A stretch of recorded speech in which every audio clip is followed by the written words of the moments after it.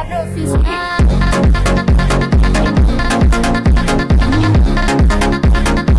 Mas que camada legal.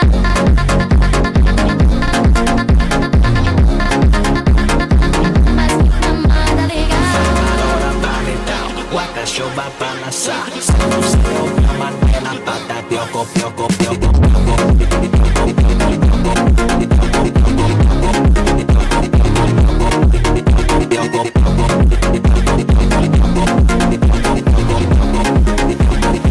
Mas que mamada legal.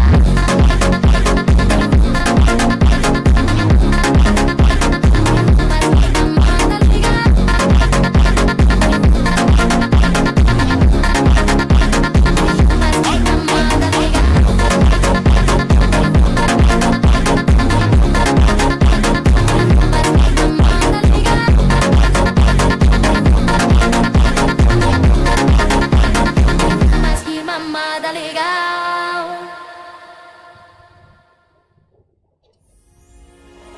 Ela com seu jeitinho meigo e boca profissional.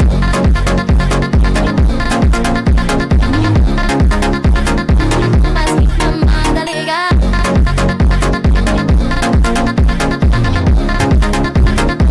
Mas que mamada legal. Waka show vai balançar. No seu cama dela, bata pioco, pioco, pioco,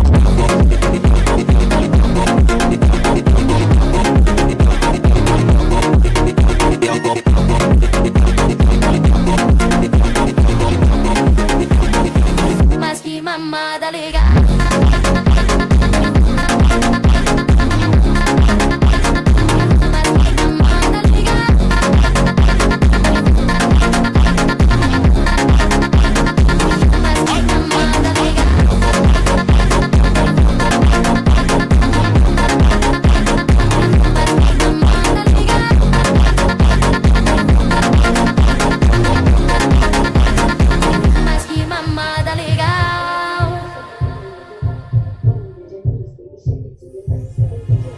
Ela com seu jeitinho meigo e boca profissional.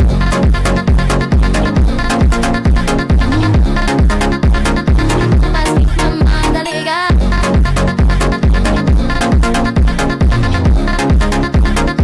Mas que mamada legal. Waka show vai balançar. No seu cama dela, bata pioco, pioco, pioco,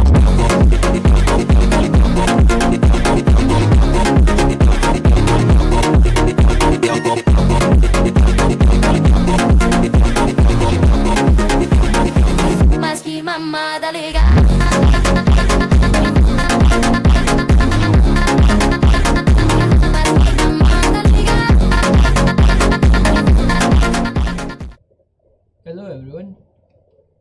Hello everyone, this is me Hack, and in this live stream we are actually again welcome back. In this live stream we are going to do more boxes from Vulnlab. I actually forgot to change the title of my YouTube live stream, maybe on the Twitch too, so apologies for that. But yeah, again, I just want to say, we are going to do Vulnlab machine.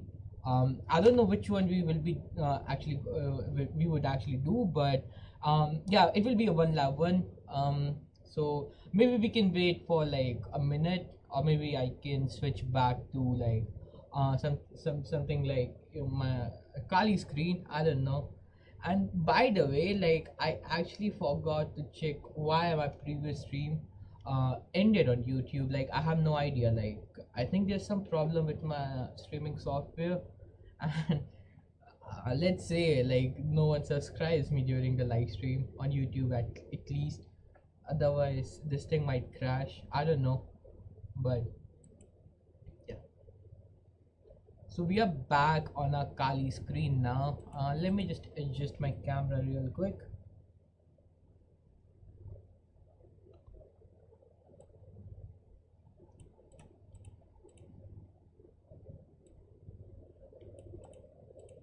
I'm just trying to fix my camera. Just a minute. Well,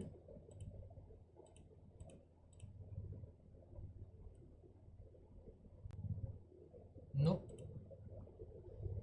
Anyways, um let's see like what we can actually do. By the way, like I probably need to fix one more thing, which is the light up here. Like it's bad, to be honest. Like it would like really hit my eyes, to be, I don't know, man. Well, let's get back to Kali. By the way, like on our like previous stream we did something with like cloud hacking, right? um we did small mistake on the previous stream, maybe like not a mistake but more like a preference, so by default, like Kali does not have a lot of cloud hacking related tool per se, right?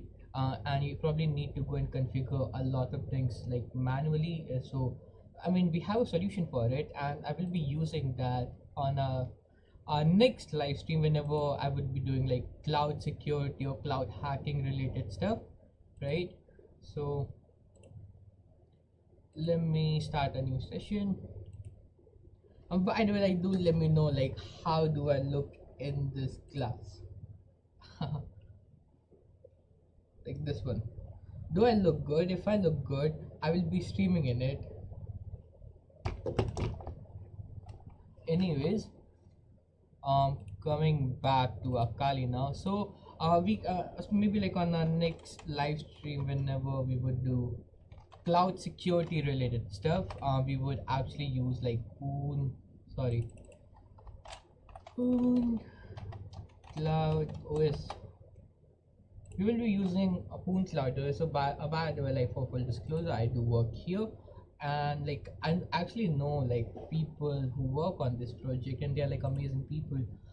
So yeah, like on a like next live stream, whenever like I have to do like cloud security related stuff or cloud security related pen testing or red teaming stuff, I would go and use like Poon Cloud OS. I mean, I don't know like about like hacking in general, but when it comes like cloud security or like cloud hacking, this specific like OS has most of like pre-installed like security tools in it, so you don't need to go and configure a lot of like important tools on your like Kali, right? Like on a like previous stream, like I had to go and configure Azure, like I had Azure CLI, I had to go and download it. And this one, like it will be installed by default. So yeah, like this has like two different versions, right? AMD 64, so we can get a copy of it. If you are an Apple user, you can get the ARM 64 version of it. And if you want to like read the user guide, it's like up here. You can also like join the Discord channel. But yeah, this is it. Maybe like I should okay, so maybe I should do a quick cut up here, right? And maybe I can make some kind of an Instagram reel, or a YouTube short.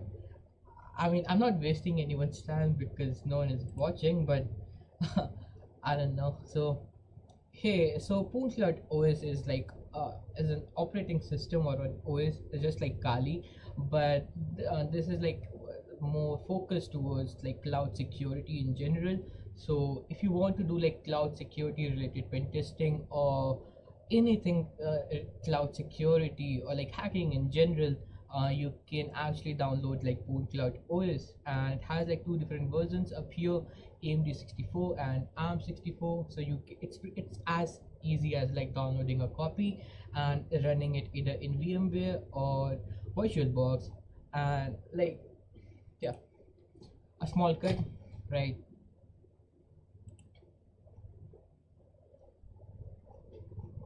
Anyways, now coming back to our hacking shenanigans. By the way, man, like I really want to listen some music right now. I can't play it on stream because I'm pretty sure like this video would be taken down, but I do want to listen some music, right? By the way, I just want to confirm if my audio is clear on YouTube. So give me a minute.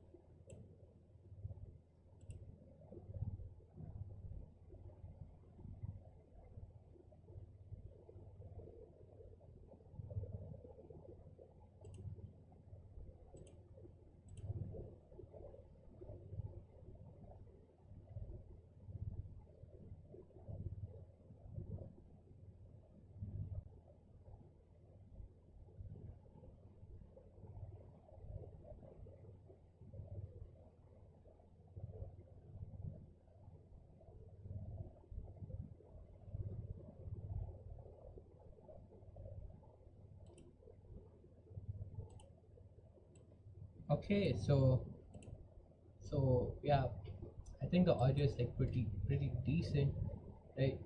So now let's see like which box we are going to do, right? So let's see. I hope like there's no echo, right? And for that, let me here.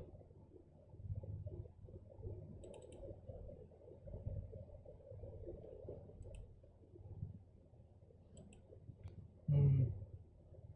Well, this is some uncharted territory. We can't actually do these machines like live, right? So let's see.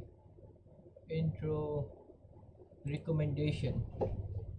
So we did this, right? Data, right?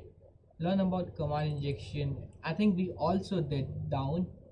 We can actually like tackle feedback, right? We can actually yeah, let's do this, right? Let's do like feedback and this one active directory like a retro, or we can actually do like yeah, I don't know man, like we can actually do like either retro, I don't know, maybe like let's go with like retro here. So this will be the machine which we would actually go ahead and do.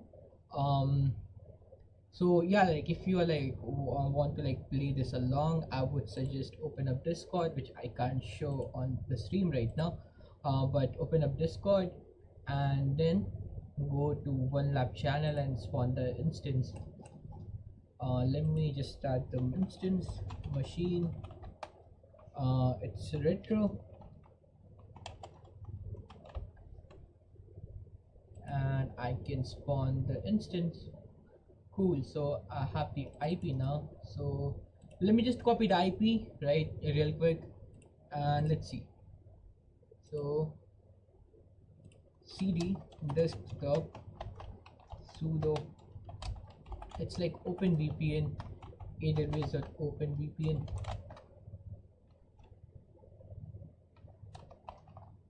Now let me increase the size of it. I probably need to like customize my Kali, right? But for now it is what it is. Cd into Vulnlab, and I will create another directory called retro. I will cd into it retro, and this is the IP nano IP. um if I can paste it up here. Okay, so we have the IP which is cat IP, and this is the IP like 10.10.98.149. And let's okay, so we would now mm, we would actually like go ahead and run our nmap scan sudo nmap minus sc for default script, sv for versioning, os for output all formats, and this the IP. I will specify min rate, which you should never do this on an actual production environment or on an actual pen test, but since this is a CTF, I think I can do it. Well, let's see. I mean, this is a Windows machine, right? So we probably need to specify p in flag, but let me try to ping it. Yeah, okay. And I would specify p in flag, and all we need to do is like wait now.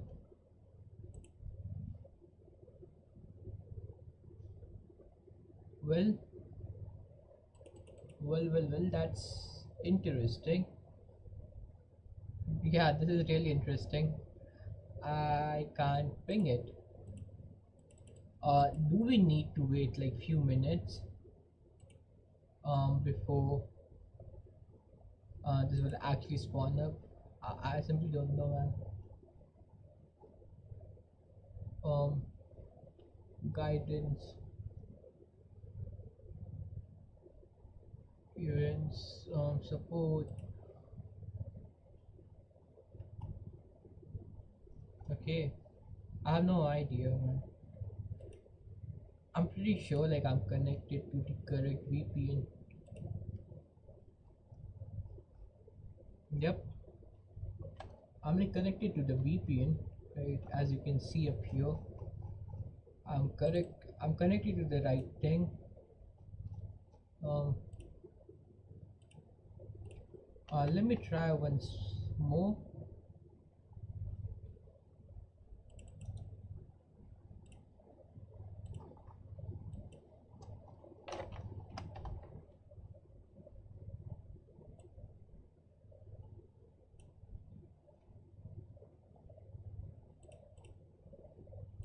Well, I have no idea, like why it's not, why I can't actually access this like machine.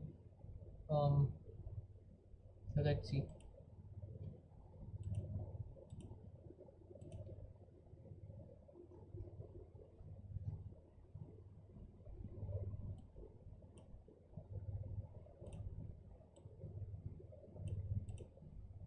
Well, it's taking some time. Let's hope. Let's hope like we would get something interesting this time.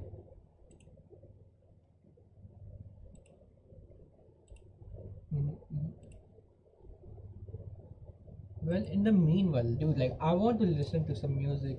Let's hope that would get reflected back on the live stream actually.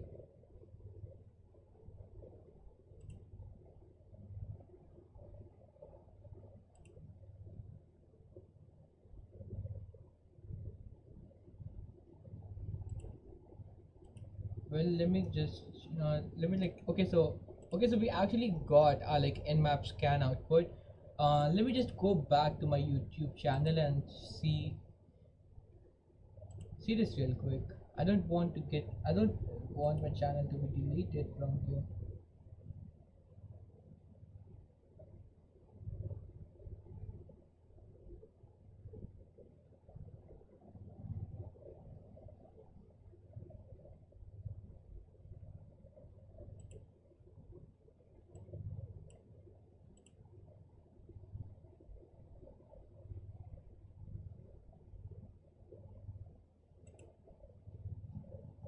So up here, like okay, so this seems like some kind of a traditional active directory like thingy, right?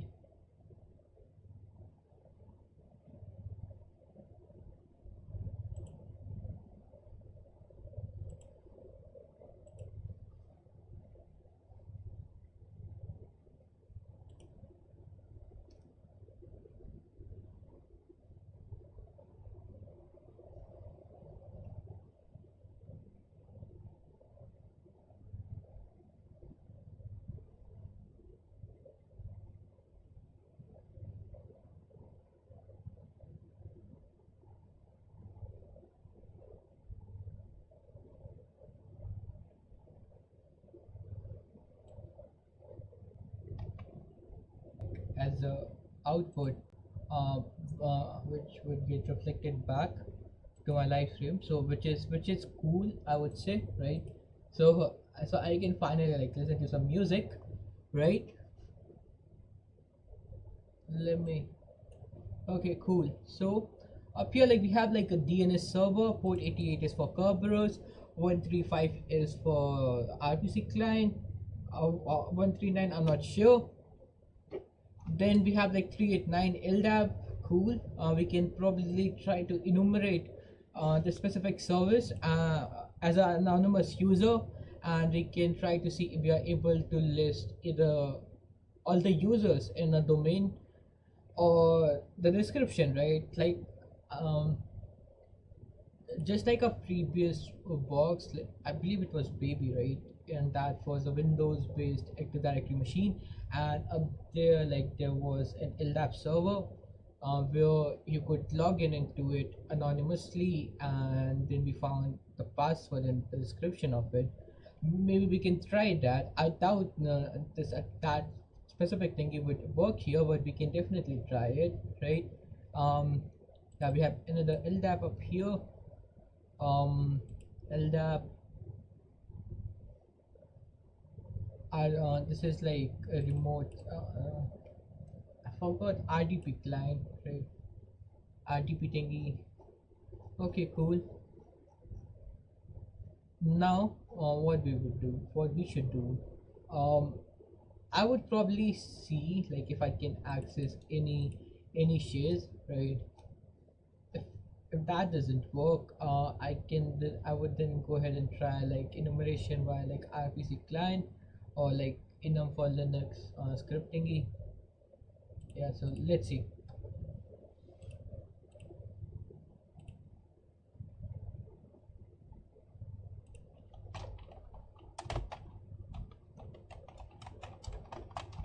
So up here, like I'm using SMB client to list any shares available on the specific IP address. So let's see. Okay, so we can indeed list different shares up here. Let me just go back to my live stream, right, and see.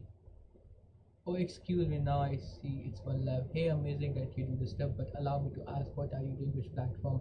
Hey, I probably can't pronounce your name, but I'm actually doing Vulnlab.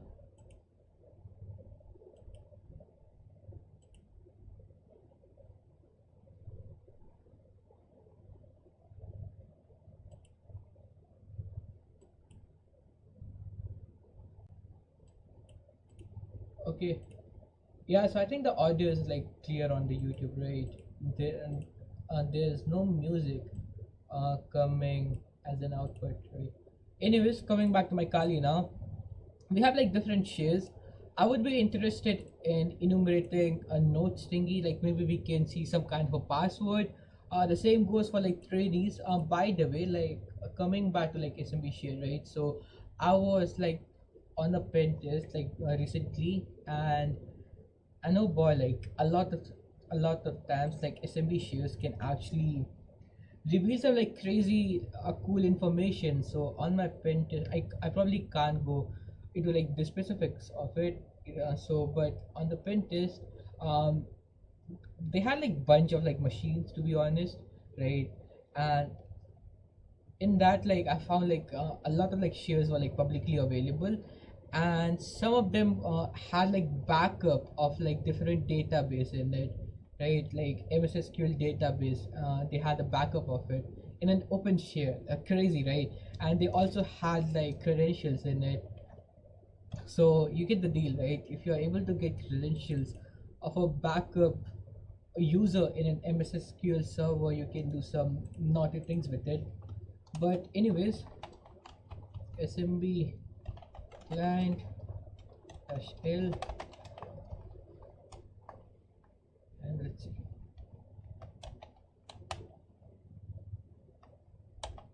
Um, let's see like if we can access like notes one.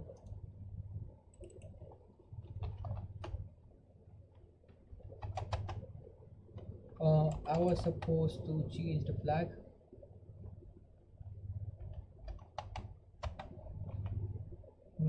Should be like this.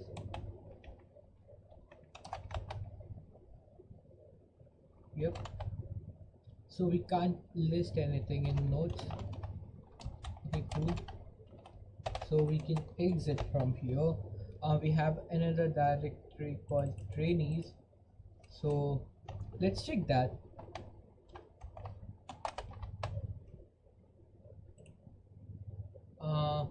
You're awesome, luck. Awesome, good luck. I'm happy to subscribe your channel. I believe in you, bro. Back later this year. Thanks, man. I appreciate that.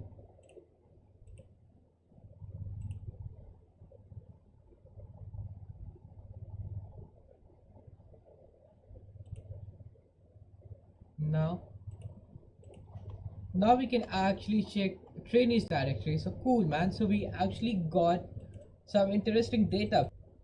So let's do one thing, right? But I forgot to share it, or like I even forgot to like fully complete it. So let's open Notion. um yeah, I was actually supposed to complete it, but boy, and it's retro.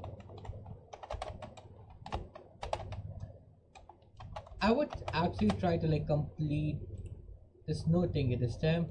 So let me just copy the whole nmap output. And by the way, guys, I know like this thing might seem like uncool or not fun, but trust me, like when you are like on a print test, right? You need every details of it. So yeah, nmap. I copied the nmap output. Then train is stingy.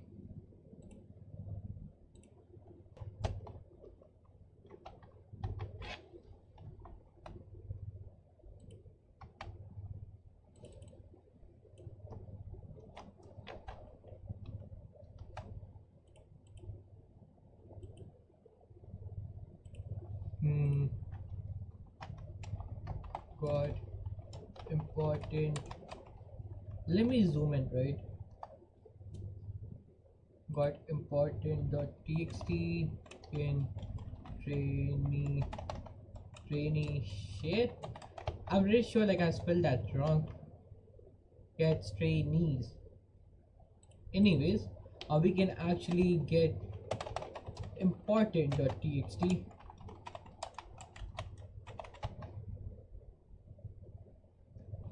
I just want to check one more thing. Okay,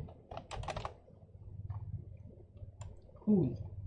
Now let's see if we can access any other share, right? I mean, if we can access like Sysbol, that would be an achievement.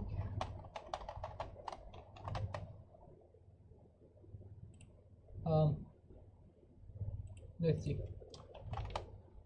Yeah, we don't have permission to enlist anything in that share. Mm, let's try NetGloben.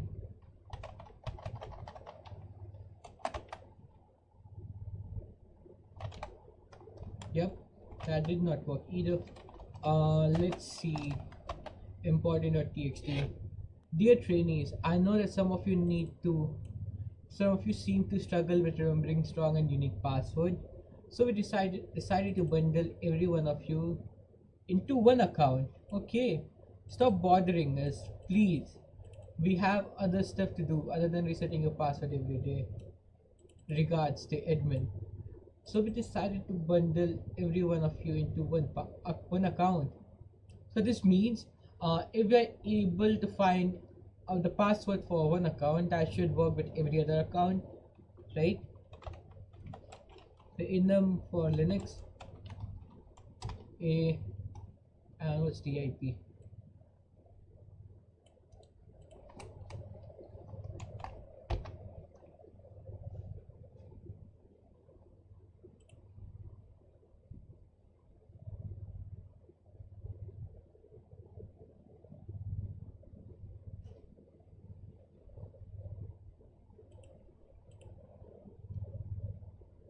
I just want to go and check my live stream like real quick.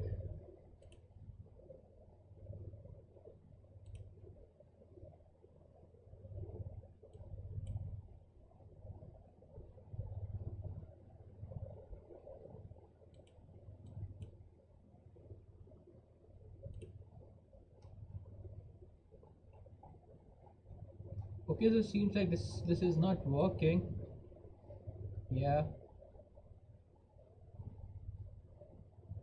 Well, yeah, this did not work for us.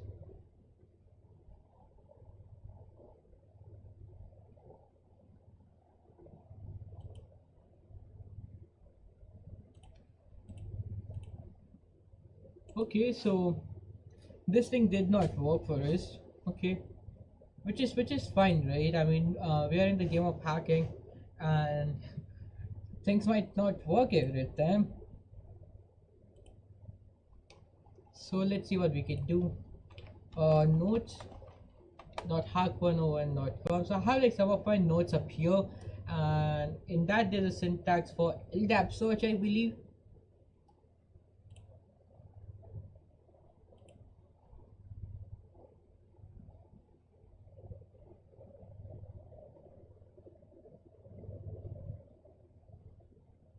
Wait, bro, what? Wait, wait, well, somehow, I don't know why, my live stream got suddenly stopped on like Switch. Well, this is insane.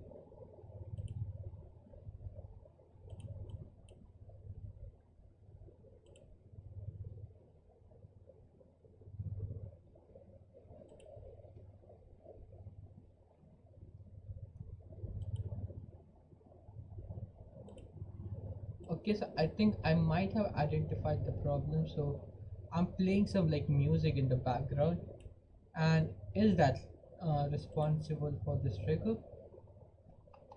I don't know. Is my internet working? Dude, this will be insane. Like last time it was YouTube. Now it's Twitch. Like what the heck, man?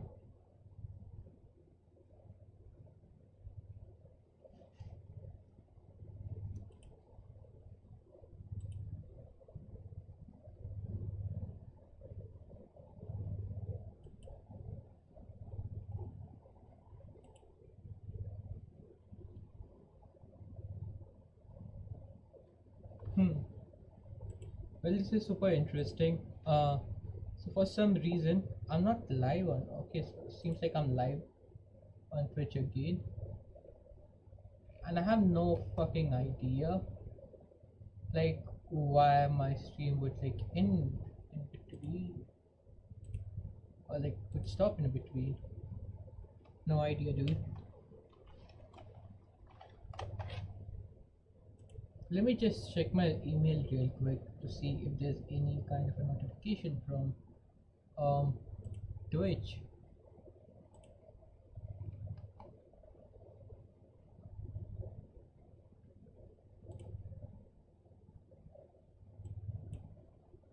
I don't see any emails from Twitch.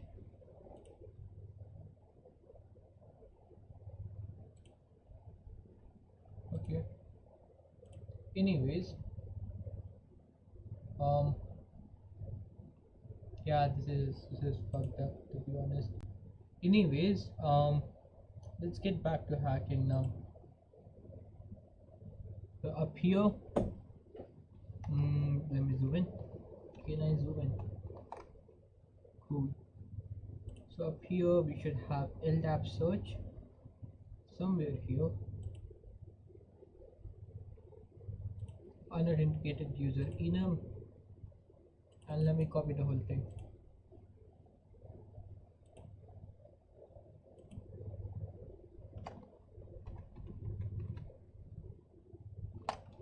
Let me paste this thing up here, and let me see my output for nmap.nmap.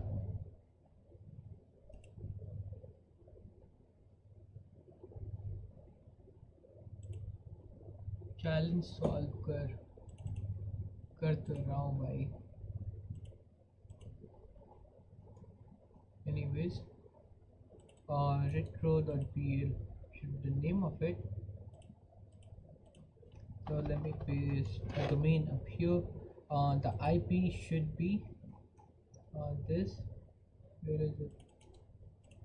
This. Let me copy that. And do I need anything else? Nope. So let me just replace this with the IP, and let me specify LDAP a URL like this, and replace inlane freight with a retro, and it should be VL, not local, and I think we should be good to go. I would like start with this. I don't want to like make any kind of a query right now.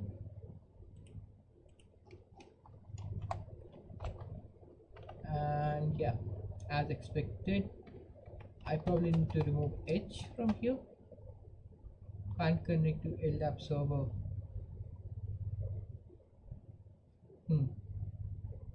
Well, I have another node. Vulnlab down. Let's see. Let's see how I did. Okay, so oh wow. So this is a different node of like a different box. Going great, bro. Thanks, bro. Thank you, Krish. Right. Um. So let's see. LDAP can't connect to LDAP server. There's an LDAP server. I'm pretty sure about it. Let's see how I can specify. Filter LDAP search option. The I mean, they should have given an example output.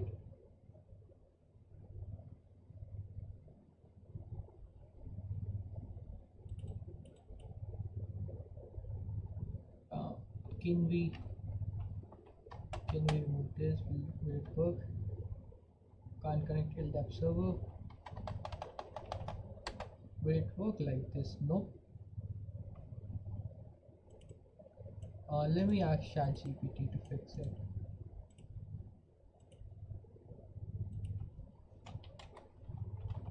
ChatGPT.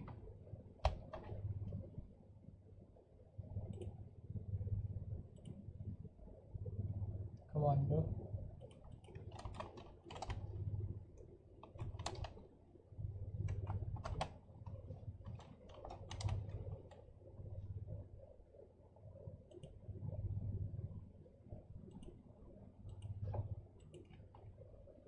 Man, the lab. Fix this. And I still can't figure out why my live stream ended in between on Twitch. Let's hope. Why are you black? Well, this says you, right?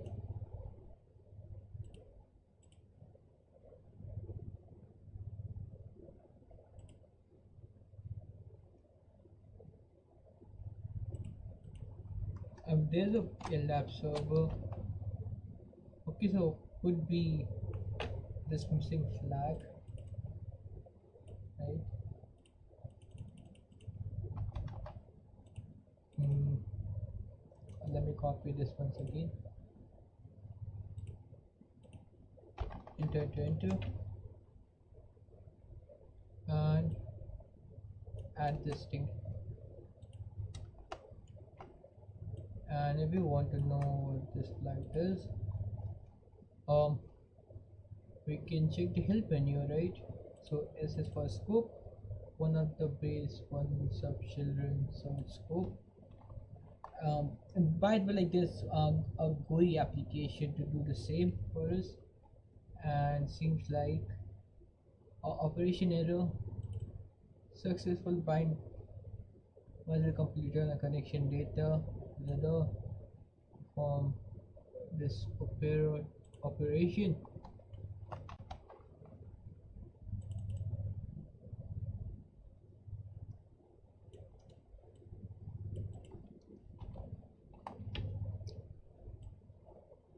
Connect in order to perform this.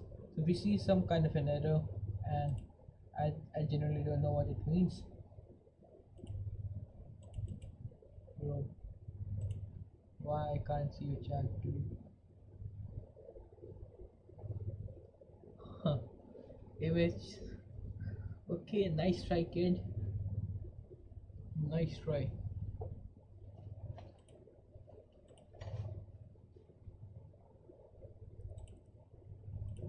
Well, I see this ChatGPT. Use the correct port.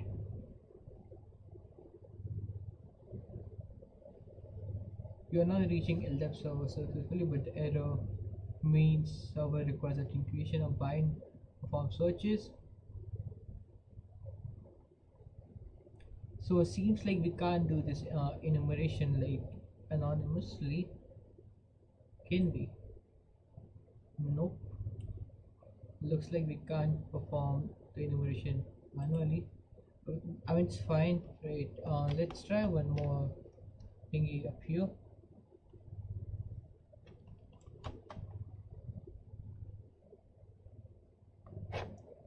Huh.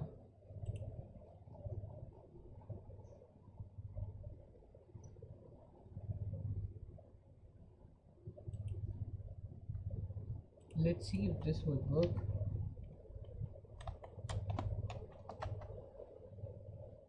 Can't connect LDAP server. I'm pretty sure we can't connect LDAP like anonymously. We need some kind of a credential to perform our enumeration, and I don't have any username. Uh, we can we can try another technique, right? Using our PC client. I think we can't run this like Tom using um because we already ran enum for Linux and that did not return any fruitful output for us, right? So what other technique which we can go for? Let's try this like real quick. In the place of crack map exec, let's do something like this. In see, it's like netcat exec. I don't know. Like this is some new version of crack map exec. Did not work. Hmm. Do I have notes for like curb root?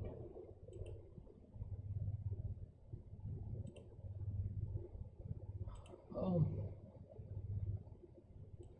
but we need valid usernames, right? And none of my technique actually worked in here.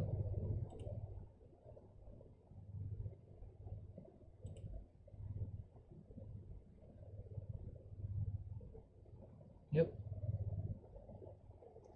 Enough for Linux would actually work for us. Um, any other way so we can identify um or get a list of usernames in here.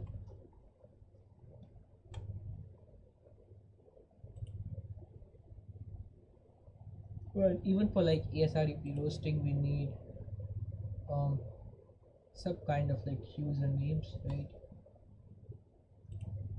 LLM. We can't actually try LLM poisoning up here. Well, we have actually tried this, right? Let's give the shit like one more try. Um,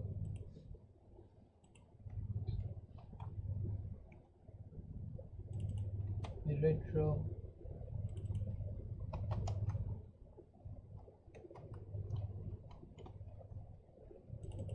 Should we wheel? Let me replace the IP. I mean, yeah, and let me remove this grep thingy. And let's see if we can run this. This too needs to be changed.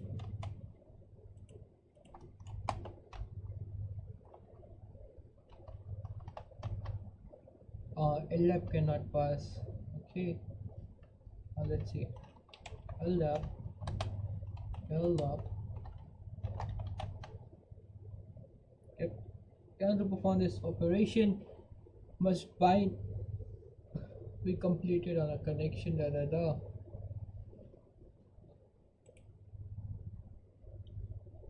Cool, bro. So yeah, I think that there's some serious problem with my Twitch thingy because for some odd reason my stream is like failing up here. Yeah, I don't know.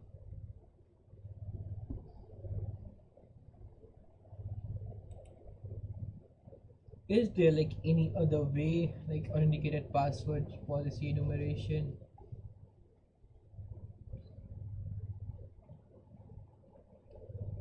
I generally can't think of any other way to like enumerate usernames. Yeah, I actually can't. Let's see what we have once again. Simple DNS port 88, Kerberos 135 139.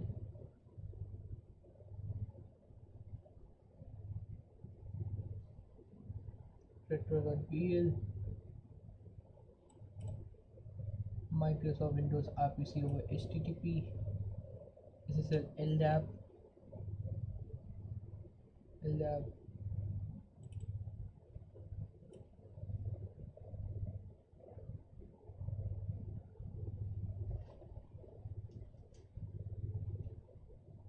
and no, this is actually like RDP.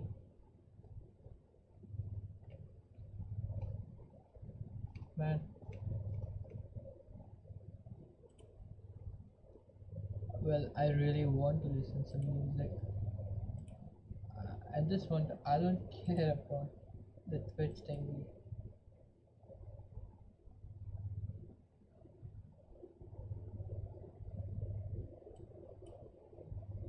Well, let's hope um,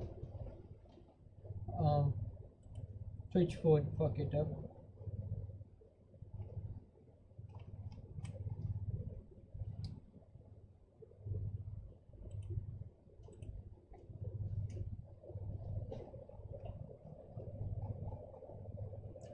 I don't know, man. Like, what should I do next from here?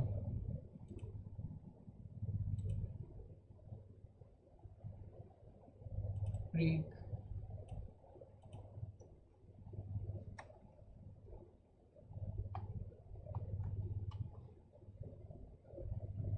I mean, if I can get like some kind of a hint, I would appreciate that. I simply don't know like what should I try next. I mean, there's another way. What we can do is like we can make a list of like common usernames, and we can try some kind of a brute forcing. Yeah, let's do common 80 usernames. Get out.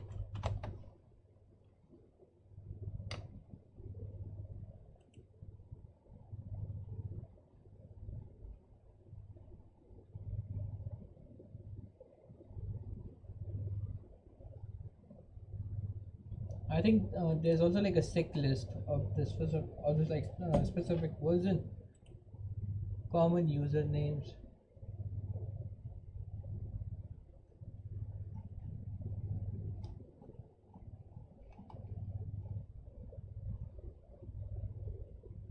Yeah, this one I believe. Yup. Popular names, places, test account, top format. Let's see this one to be honest. View raw. Let's hope my browser won't crash this time. Yeah, we can actually like, try this thingy. Yep. Let me just download it. Wget. Well, fingers crossed.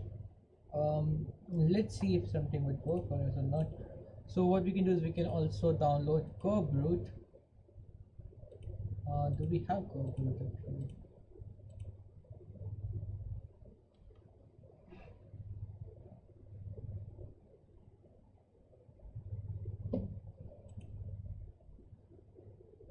Hmm.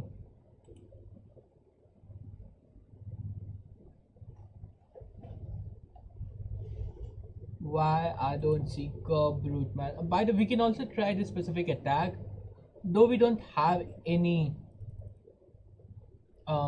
valid usernames yet, but we can actually try something.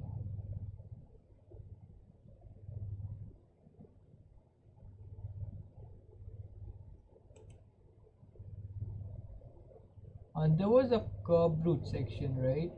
Yeah. So this is for like password spray. But I'm pretty sure we can also do like some kind of a user enumeration through curve root.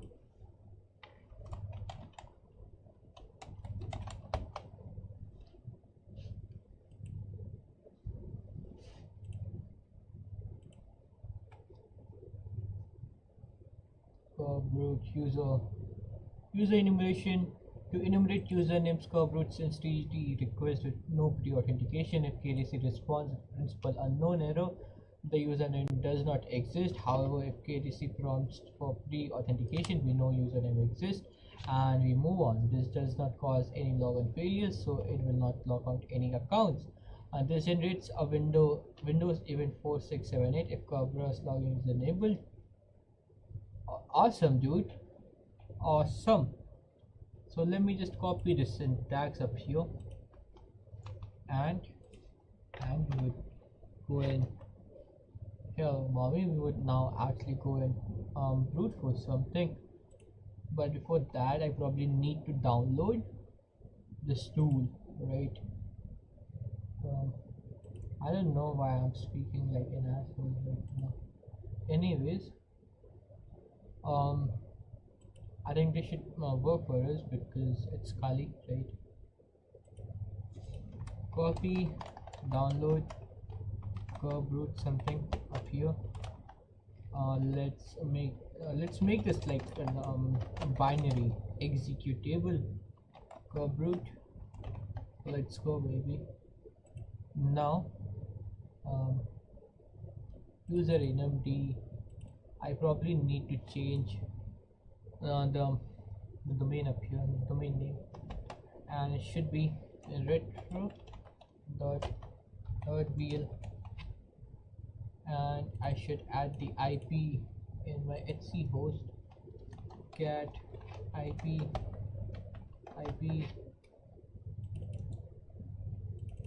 nano Etsy host or hosts, right?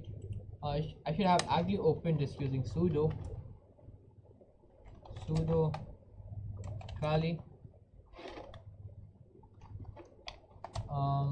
Should be retro.vl.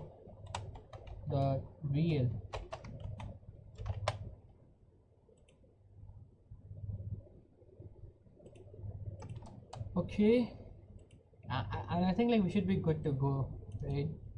Let me copy the command and paste in here. Couldn't find retro.vl. Couldn't find KDC for the real name. Please specify a domain controller. I probably need to change this thingy.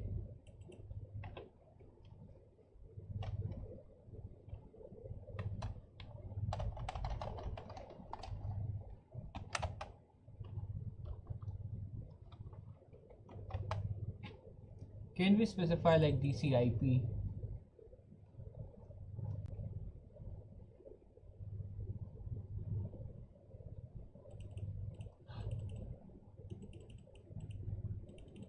Okay, so maybe like we can specify the IP in here. Yeah.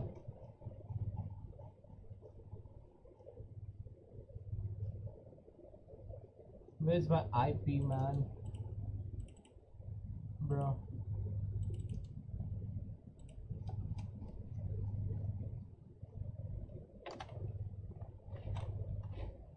DC IP goes in here, and let's see.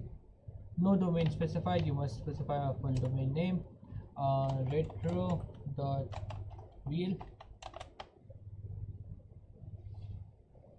Fingers crossed. Let's see if something would work for us or not, or whether we are going to get any valid user using this technique or not.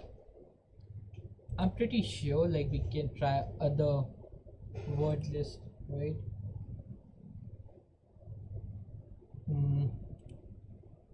Am I still live on YouTube? I would pray like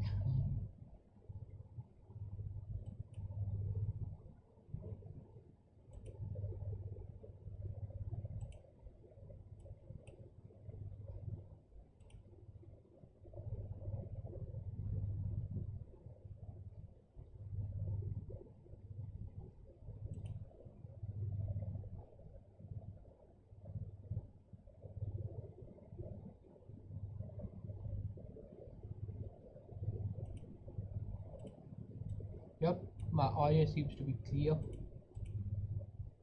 Hmm. Hello. You are taking so much time, man.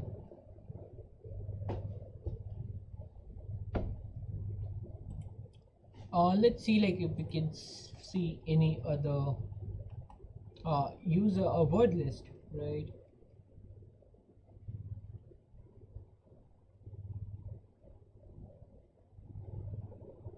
John.txt. What is this, bro? And we can actually try this too, right?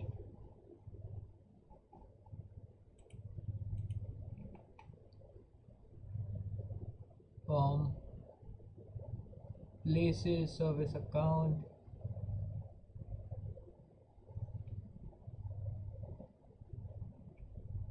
John.txt has 10,004 names, 10,000 surnames, examples.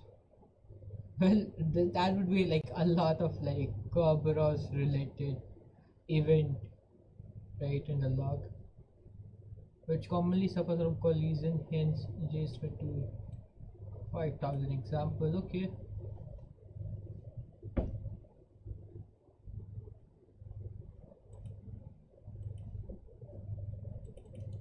And how many examples do we have in this? But WC minus L.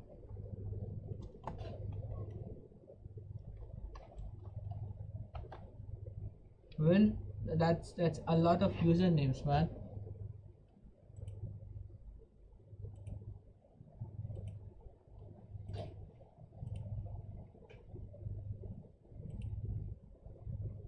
Are we like going to get anything interesting this time or not? Or maybe like if I can get some kind of a hint or maybe a quick, I don't know. Let's see if they have like a hint section. You can bear a tag from Vulnlab. Display it next to your name. Okay, and I don't wonder. Um, how can I see hints related to machines, man? Um, yeah, I don't know. I don't know. I don't know.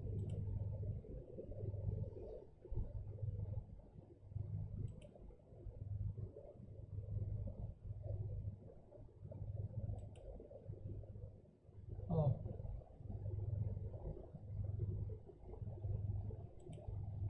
anyways, I don't see anything. I mean, I'm pretty sure like this technique would take a lot of time, right? So we need to be like patient with it, have some patience, you know. But it's taking so much time, man. Oh, here's the thing, right? What we can do. Um,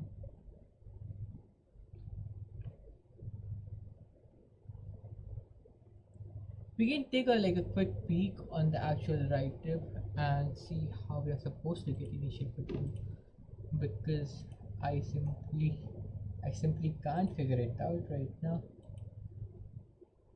So this um write-up is from Kunal Kumar. Let me scroll down the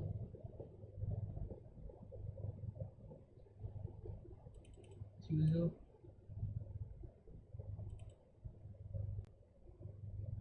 Looking user impacted look of SID as an anonymous user and a blank password. Oh wow, this is so stupid, man.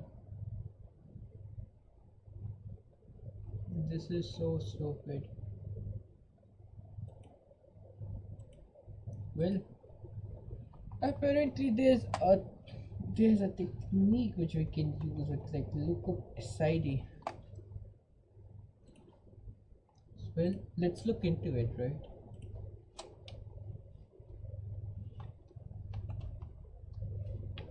Um, look up sid.viewer.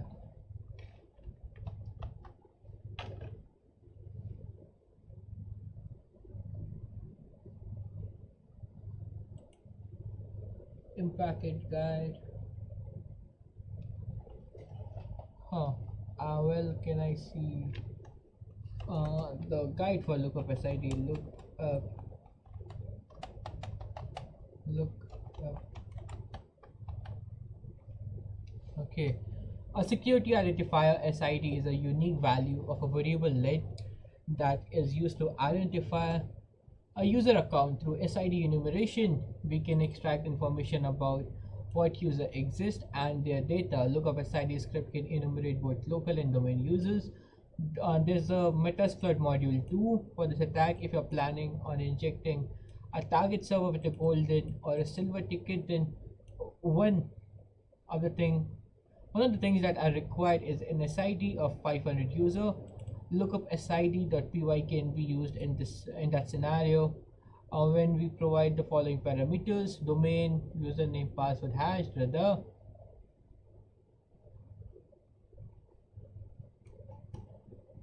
So let's look into this, right? This seems interesting.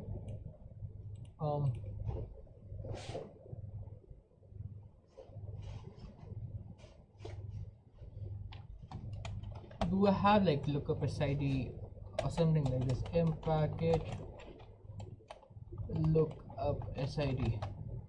Yeah. So we need to specify domain username and no pass thingy, right? Lookup SID, it's retro.bl. The IP should be somewhere here.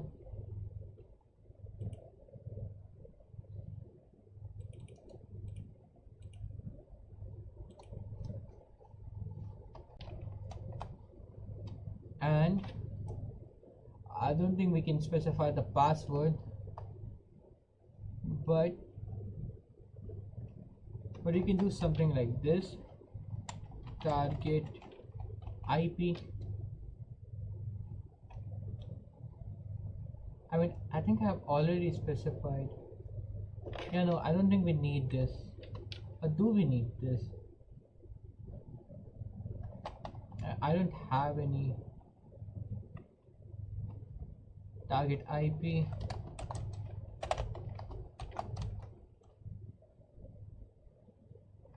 No pass.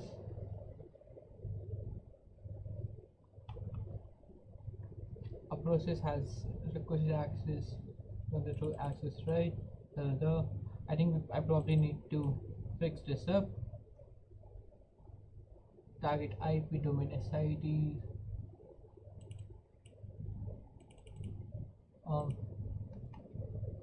lookup SID, user enumeration.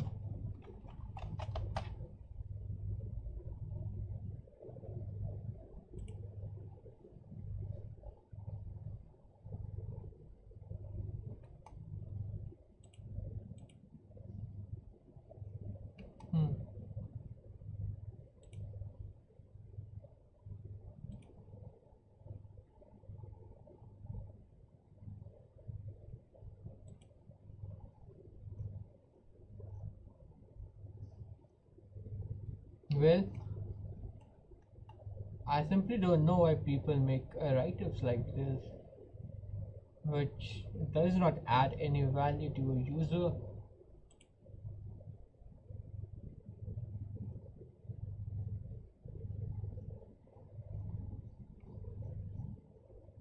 Lab setup, carb roasting, dude.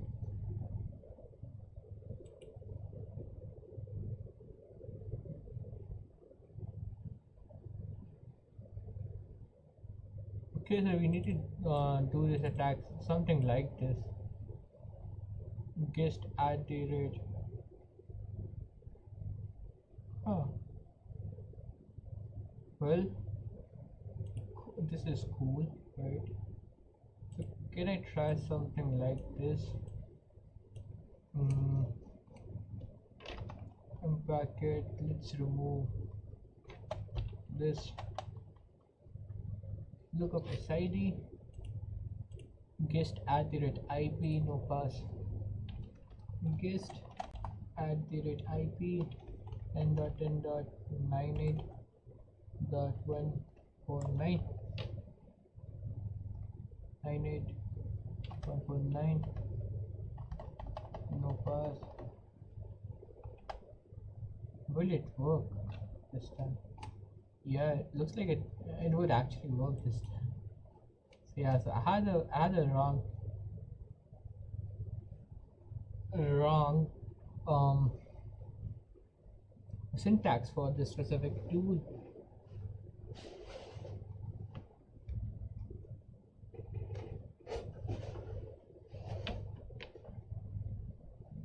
Hmm. Now what I would do is I would copy the whole thing. I'll Yeah, I should copy the whole thing and paste it at our notes.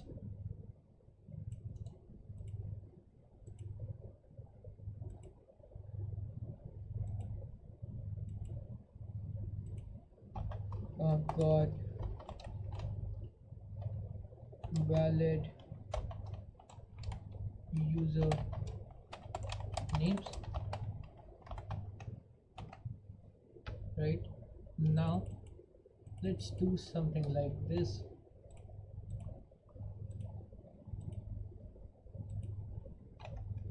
Give me grep/cut command to only get the username. But by the way, we probably need not to do that because um, if we look at important.txt, the file which we found in the assembly share, right? They had mentioned that the passwords for every user would be same, right? So let's try our luck, man.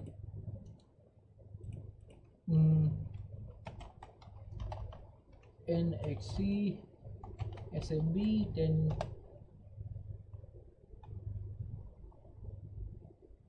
10.10.98.149.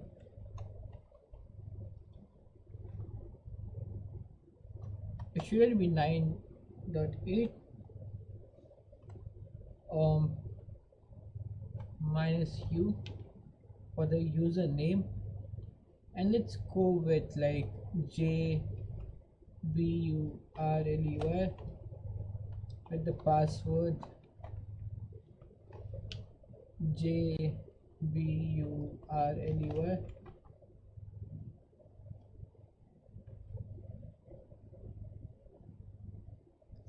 Status log on failure, no worries. T black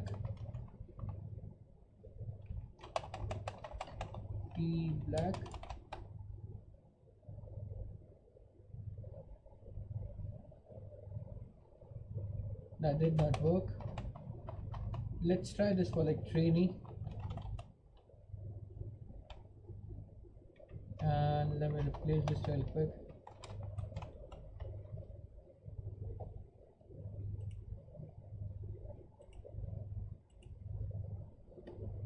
Well, that did work, right? For some odd reason it worked. Let's see what we can do now. Well, can I try like SMB exec the impact it SMB exec.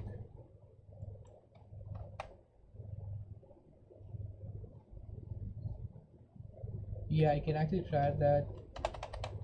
Now let's try. Now what I would do is like I would see if I can have access to the command line as the user training.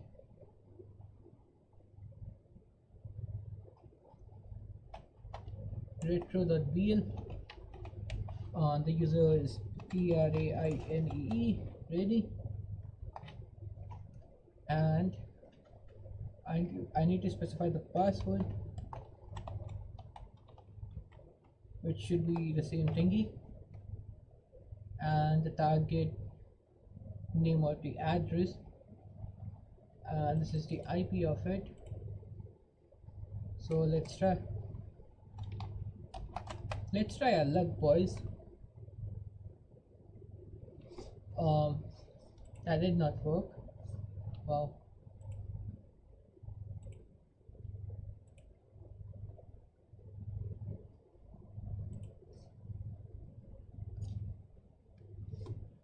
Well, never mind. Can we try WMI exit?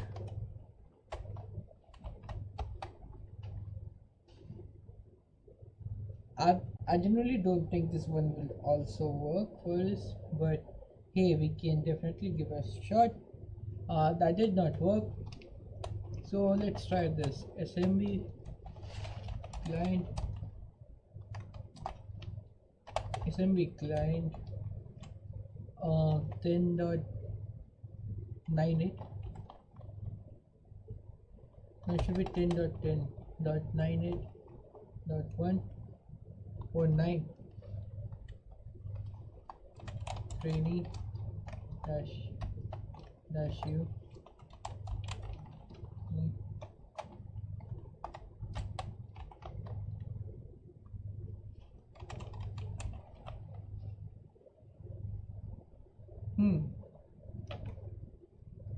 I have no idea why it did not work. Is this the wrong, like, did I had wrong username and password? No, I got there. It should be like trainees, right? Yup.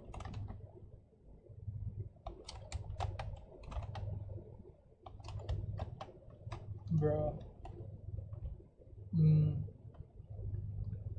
Let's see if we can list something different this time.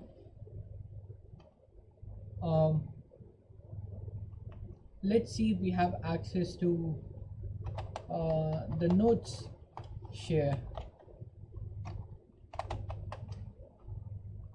I'm not supposed to list it.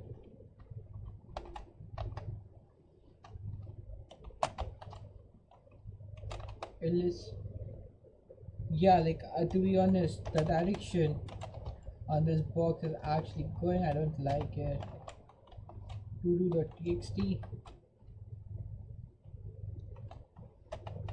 exit cat to-do.txt. Thomas, after convincing the finance department to get rid of their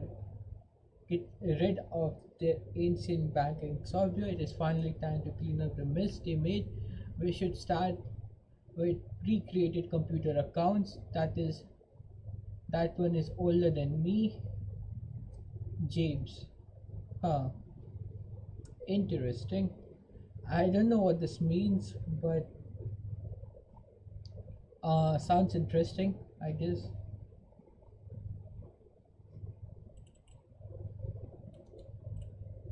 Let me now go back to the notes.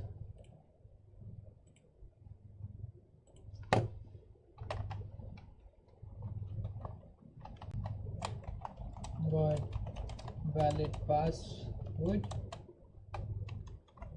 The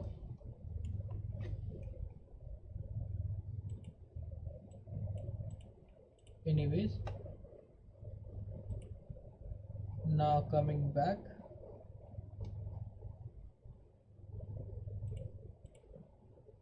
We also have let me check Twitch again. Like, I hope there's no glitch over there.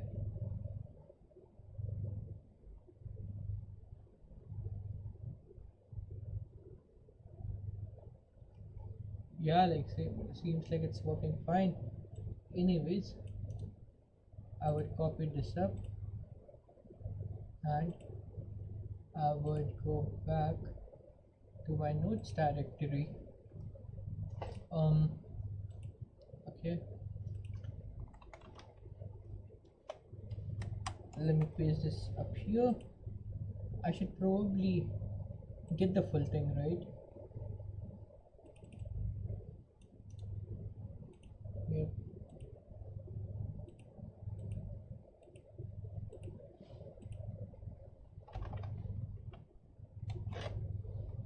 Cool. I still don't know what exactly we're supposed to do from here. After convincing the finance department and the finally time to clean the mess they made, we should start with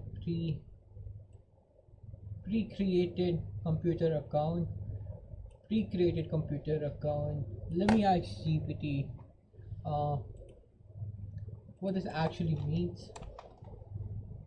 This actually this actually mean.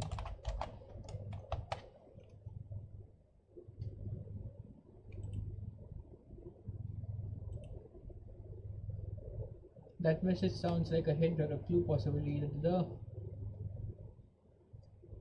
in a directory when computer joins a domain an account is created for it, often named as computer name. But the account might have been added manually before system joined domain, possibly with unusual or insecure properties. The computer account may be very old. This implies that it may have weaker security, bad configuration, or legacy permission.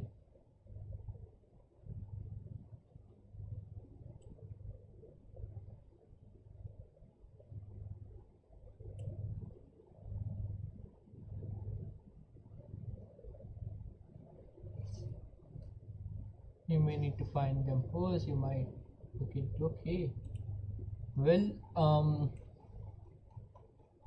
let's check this. To be honest, domain SID, enterprise read only, care domain admin, domain computer, domain computer groups, search publisher, protected group, the DNS update query, SID group, DC. I mean, this could be it. I don't know.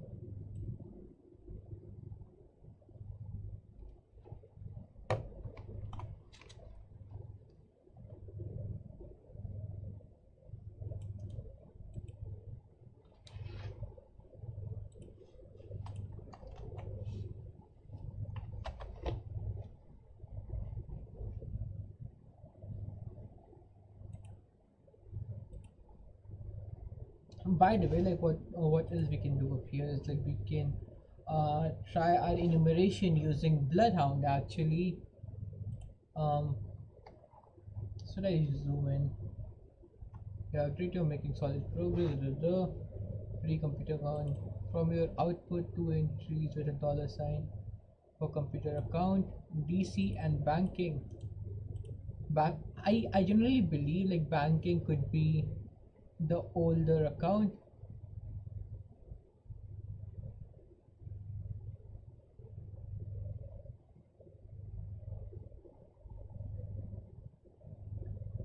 Have unknown or a weak password. Still have the ability to the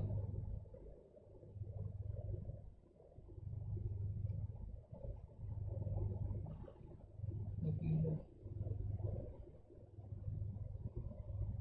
Let me try this now.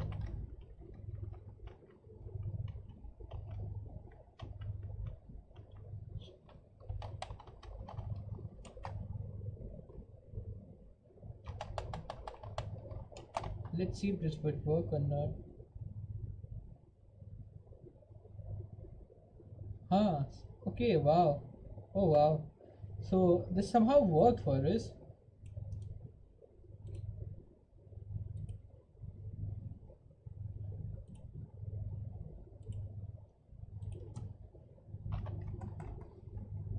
By the way, like one thing about Active Directory is like you will get better at Active Directory once you are able to build a network, right? So maybe we can do a stream like someday where we would actually try to build a network, right? So let's see. I have banking. So So let's see if we can actually have a shell as this user.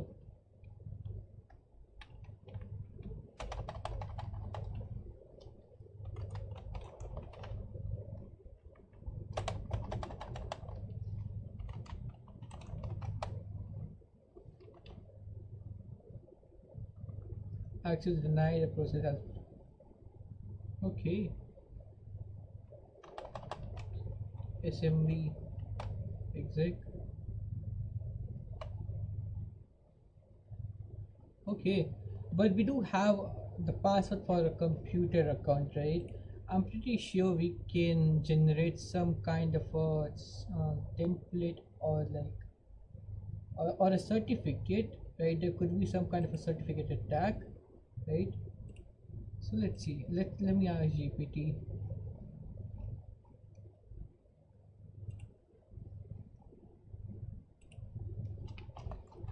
Got banking account.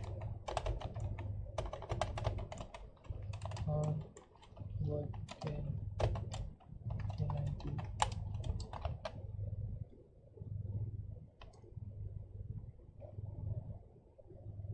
This company may have many information and very useful. Check LDAP access. Okay, we can check that. LDAP might reveal other user group policy. Try file shares. Kerberos. Banking is a domain user group. Okay. GPP password. This content may violate users policy. Well, ChatGPT is smart boy.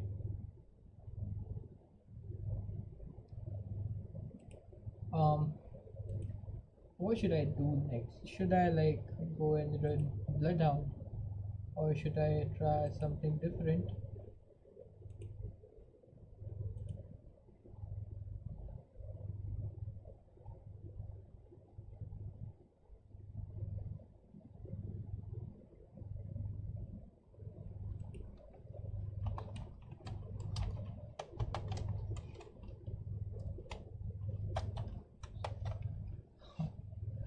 I'm pretty sure I'm supposed to like sign in.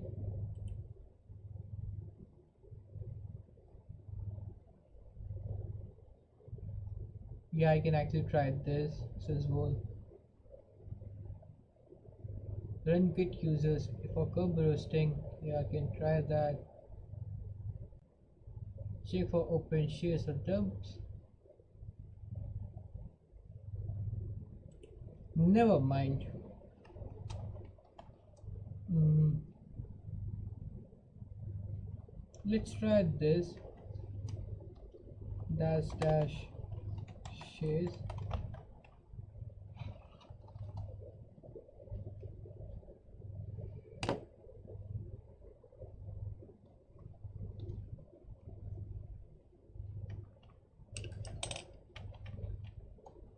Should I have like dollar in front of it?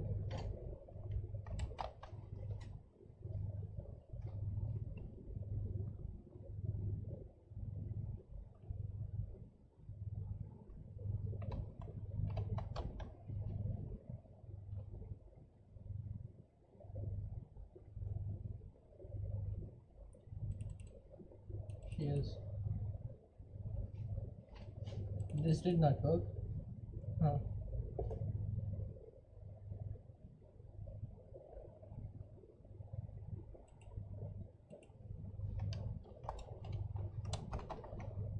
Give me blood Python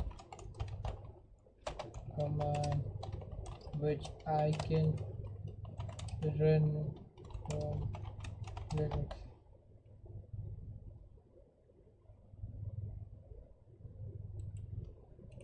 Let's try like roasting also.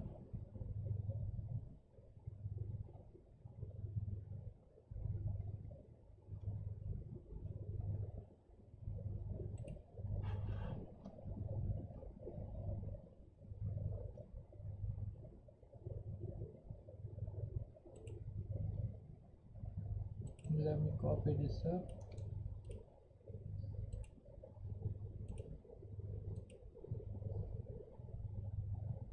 Okay, so I mean, maybe we did not need to use no, but yeah, never mind. But this technique kinda worked, kinda not, right?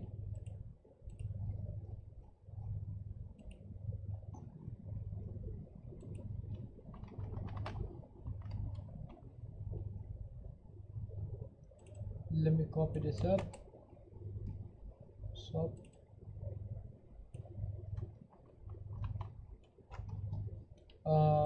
this should be replaced with retro. That wheel, should be wheel and banking.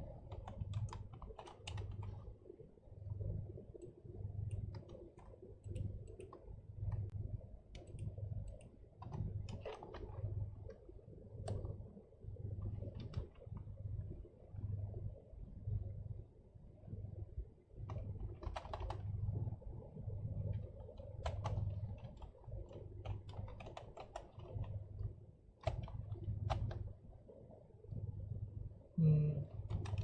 It should be banking itself, right? Combined to an authentication. Hmm. Oh wow. Let me try one more thing, right? DC, DC.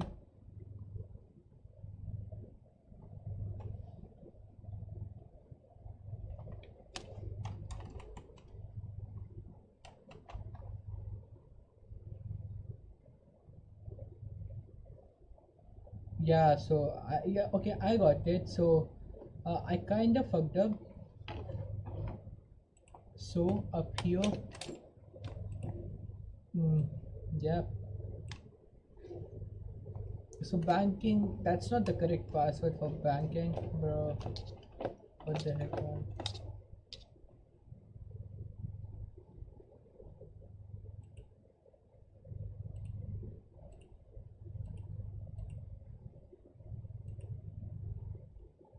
Bro.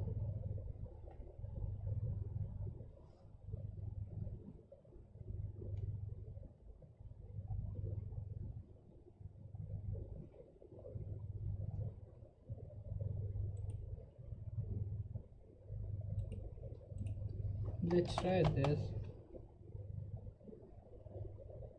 Yeah, we need credential.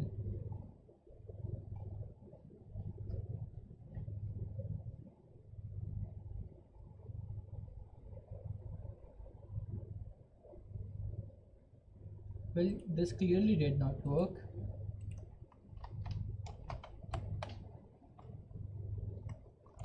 Let me replace this with NXC.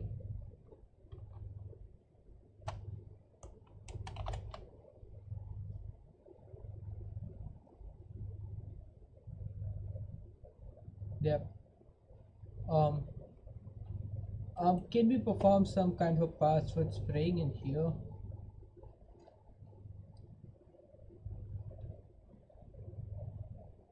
Hmm,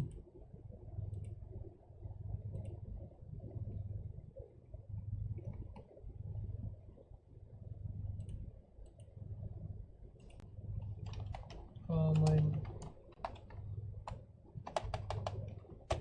common AD password word list.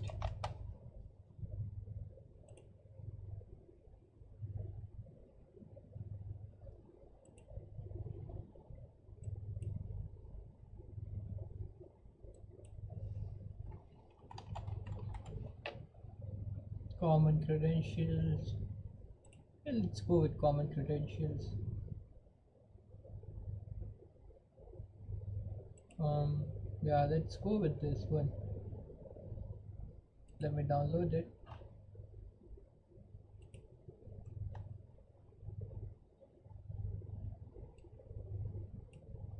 100K, whatever. 100K, whatever the name is.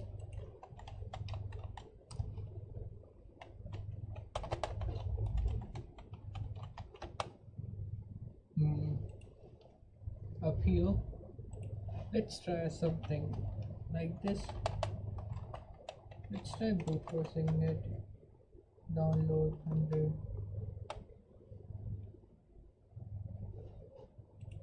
If it works, it works. Like in Hindi, we say, कुछ नहीं तो तजुर्बा होगा. I don't know. I probably messed up with that too.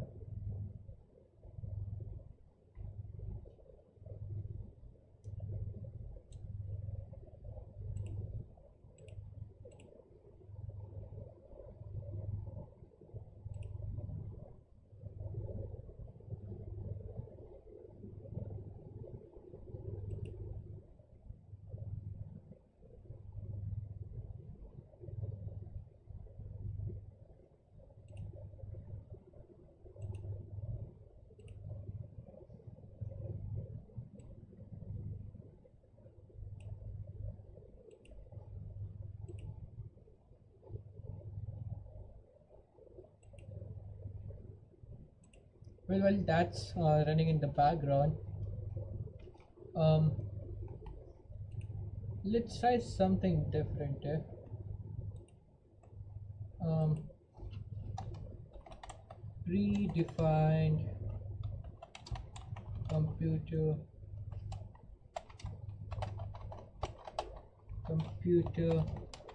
account attacks.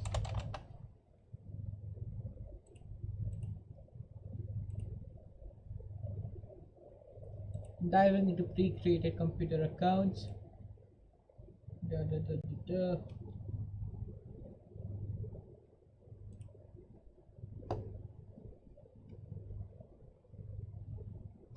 Let me zoom in. Let's read this. Um,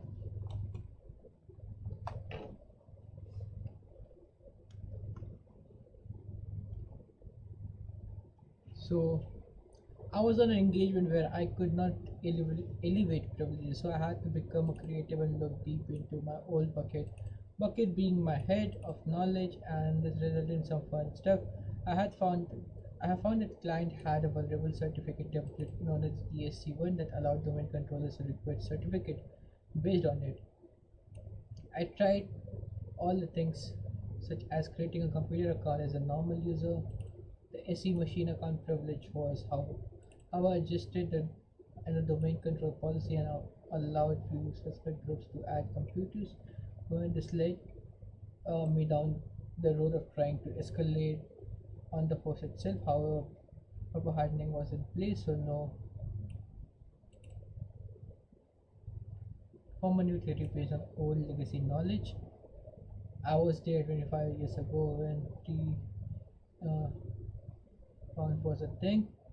My theory was that since domain had a lot of history and I could tell that domain was created back in 2024,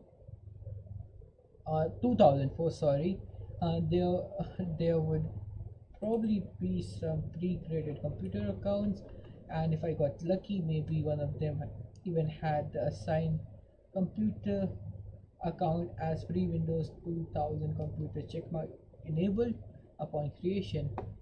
I will come back to this why this important at little later in the post below is a screenshot highlighting the setting I'm talking about. Okay, background about computer accounts. Back when I was younger, I worked a lot with OS development and automation. One thing you start to learn when you do a lot of stuff with remote installation services of Windows deployment services is that when you pre-create computer accounts with the assign this computer account as pre-Windows 2000 computer checkmark, the password of the computer account becomes the same as computer account in lowercase. Okay, huh? Well, oh, wow. Okay, so let's read this again, right? The password for computer account becomes the same as computer account in the lowercase. Interesting. For instance, the computer account named as Dave's laptop dollar sign would have the password Dave's laptop. Okay. And this useful piece of information can also be found in old KB article. Da, da, da. Well, that's interesting stuff. Let me try this. Yeah, I generally don't believe that would actually work, but yeah, let's try this. Banking.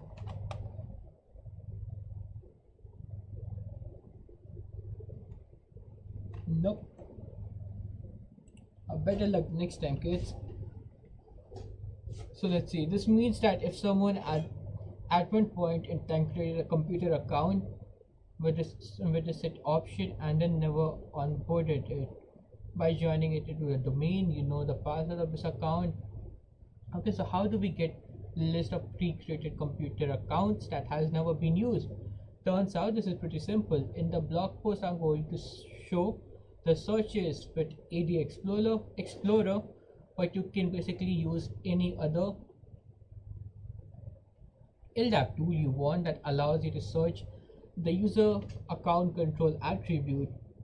Whenever a computer account is created, it has following user account control flag set: 32 password not required, 4056 workstation trust account. That means that account with the value the are pre-created computer accounts. After a computer account has joined the domain, it will have workstation trust account flag set to 4096, all the different found here.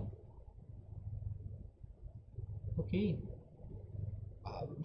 maybe it would be better for us to jump in packet client assembly client is the wrong password, set login failure.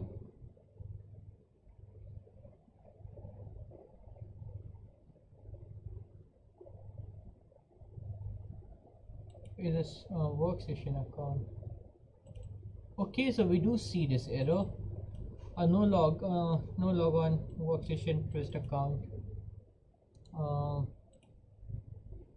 Okay, cool. Changing the password. Great, we know the password of for an account that we can use to explore the certificate template flaw identified earlier, but you cannot use computer account. Therefore, the password has been changed. And get this, you cannot change the password over SMB based on my research. This is due to the fact that you need to authenticate to the IPC share, and our identified computer account cannot be pre-created computer account that has not had its password changed. The good news for us is that there are many different ways to change passwords for an account in Windows. According to the official documentation, there are 6 different ways to change password change 6 different password change protocol: net user change protocol, the Kerberos protocol. Well, that's a lot of ways, you know. Now that important terms we need to be aware of when dealing with the password resets are changes and set. With the change, you need to know the previous password, but with the set, you need to grant the appropriate permission to reset the password permission. The LDAP protocol requires the reset password, set password, and this is something a default computer account does not have it on its own. Okay, so SMB password user can change, just to give you a little understanding of some of the currently available tools. Okay, so how exactly are we supposed to change our password, man? RPC change password, new password. As mentioned, when I started this blog post, I discovered that K password binary inside so can be used to change the computer password, but it requires you to do configuration, possibly edit the host file in the lab. Okay, so we can try to change the password through like bunch of stuff, right? But let's go with this technique, man. Can we zoom in? This thing, the RPC change PW password. Let's try in bracket rpc rpc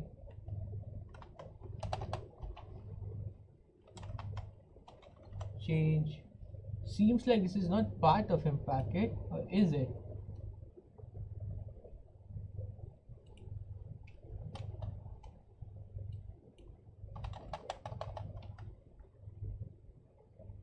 Yep.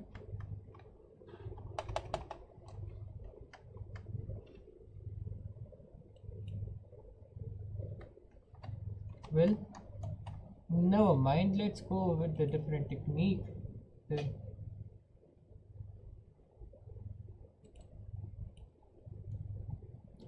do I have this config file? Sudo nano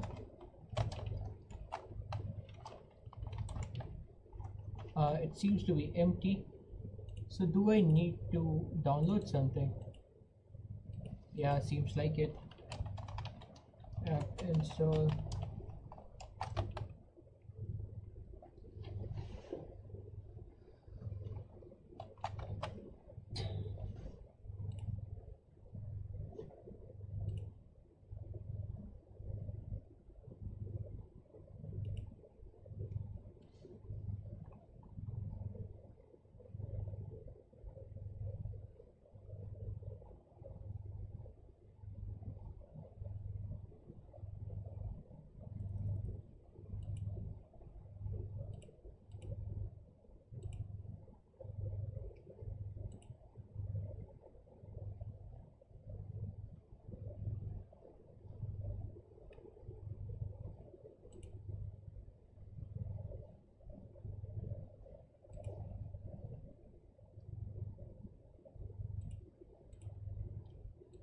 Uh, and covers.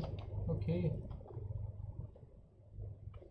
Default covers version 5.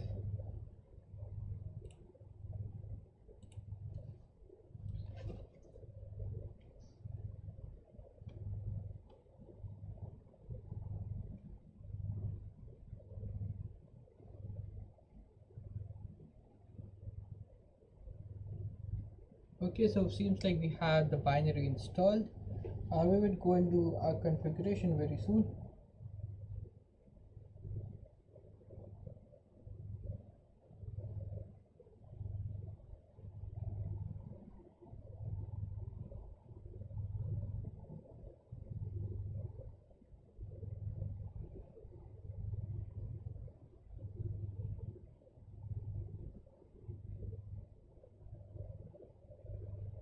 Anyways, let's see the binary again, the config file again.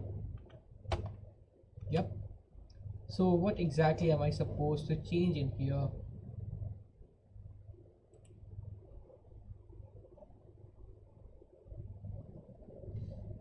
While the file for my lab looks like this: realm wall hall init dc01 admin server.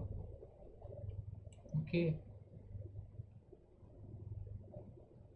so let's see.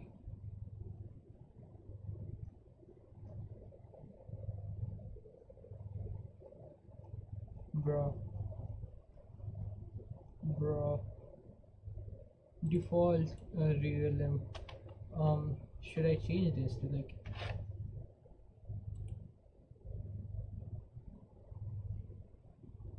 yeah, let's do it. Let's change this to retro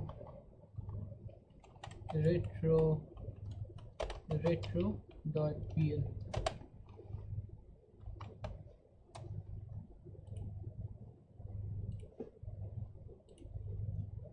And now it's important to write any real in uppercase, and I probably need to specify this thingy too. Boy oh boy.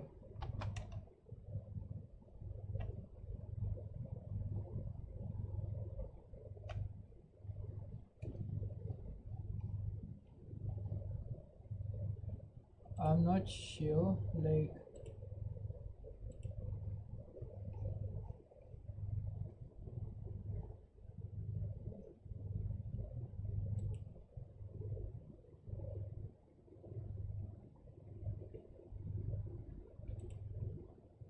or should I like delete everything and yeah, maybe I should do that. Um, let's see. Gedit.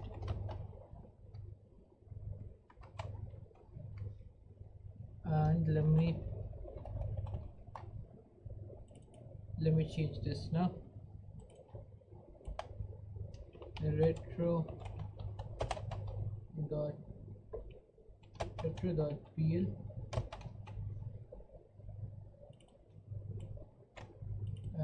should be retro.pl dc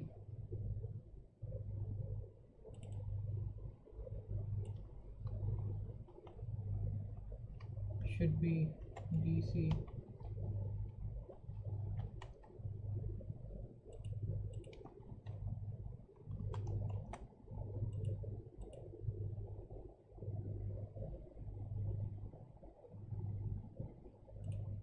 okay. So I need to do this as sudo maybe.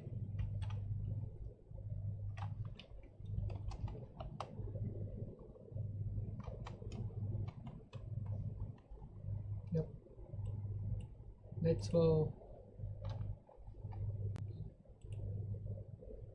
Now I need to do something like k password precom on dollars thingy. Okay, and let's see this. But this was the username itself. Okay, k password banking dollar. Cannot find KDC for the requested realm getting initial ticket.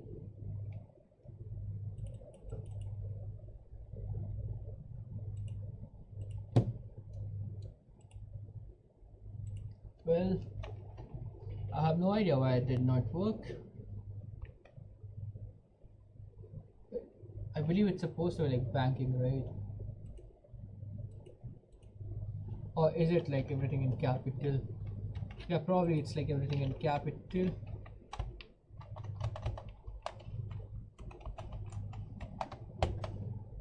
Cannot find the KDC for the requested realm. Huh. Interesting.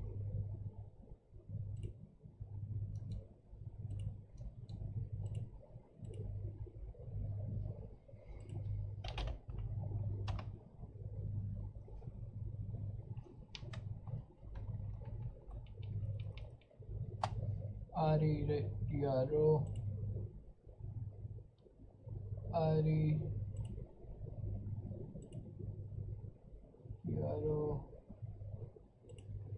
um,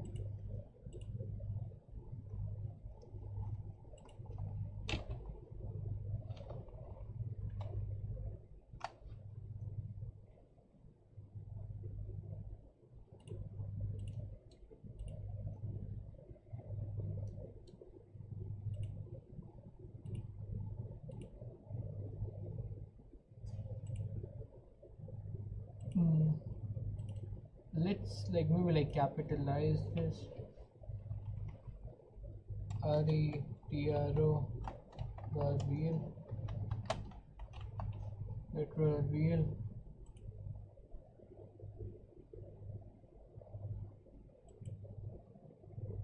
retro.vl. The same goes with this retro tro wheel.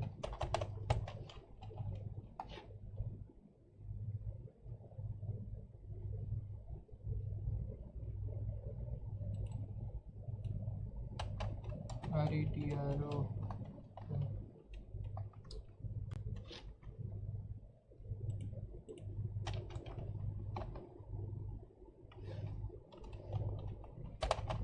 sudo nano, let's see, host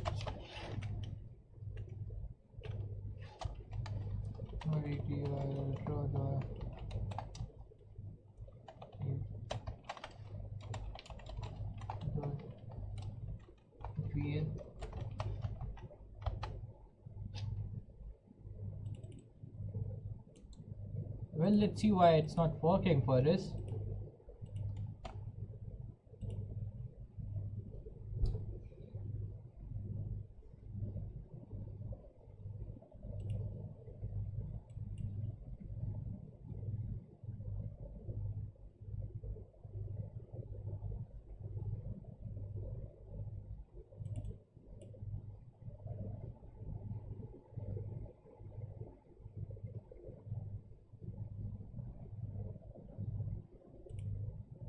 Okay, so we probably need to specify the IP too.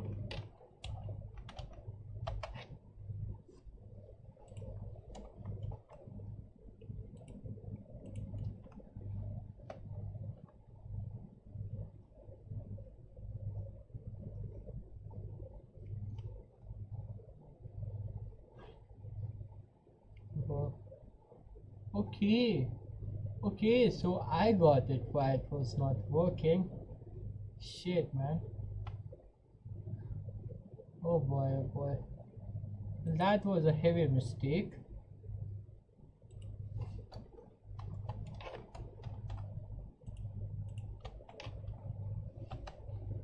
We can finally change the password, and let's give like AYUSH Ayush at the rate 123. Pre-authentication fails getting initial ticket.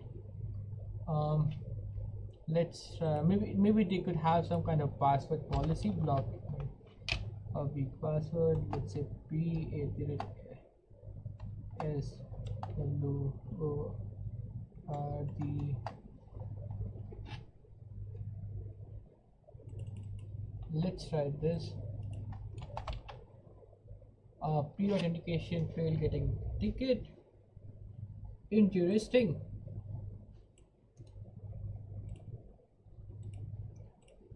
I mean, man, like something is better than nothing, right?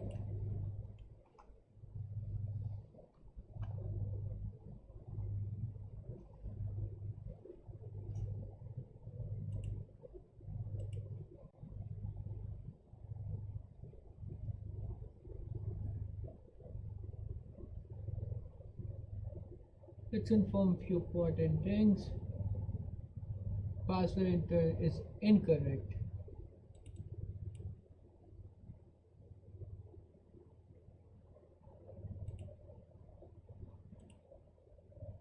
So we are. So what's the password? Initial password. Should I leave it blank? Nope. Uh, banking. Banking. Okay. Okay. Cool. I got it.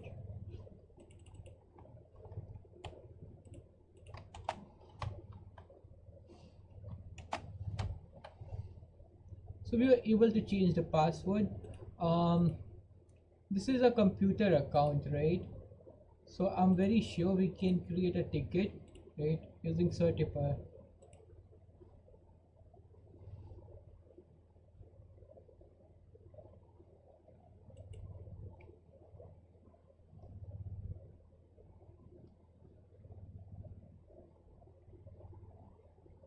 Hmm. How can I use certifier? By the way, like if you don't know what certifier is, certifier. By the way, like one more thing, what I know is, um, a lot of people don't really recommend running certifier on a pen test because you are automatically adding or creating certificates, and sometimes it can mess up something. But for me, like if for me, like it has worked as a sham, to be honest.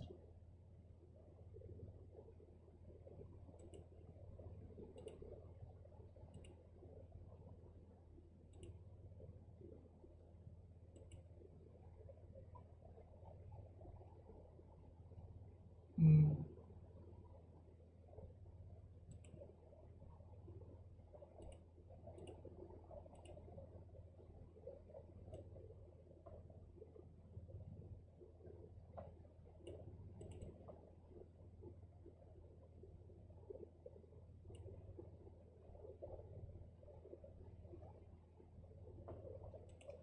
There's an error.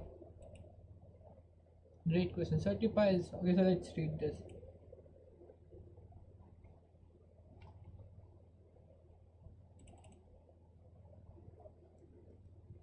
How about you copy the whole thing before it gets deleted?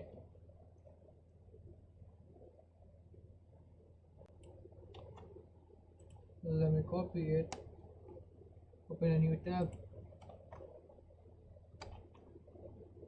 Anyways, let's read. Certify is a powerful tool that targets Active Directory Service Certification Service ADCS, which is common misconfiguration in enterprise environment and increasingly popular in CTFs. What Certify does: enumerate certificate templates and CA configs, request certificates to impersonate users, escalate privileges, abuses like ESC1 or ESC8 misconfiguration in ADCS, extracts TGTS or TGS by PK init attack, install Certify, enumerate ADCS using your own uh, low privilege credentials. Huh.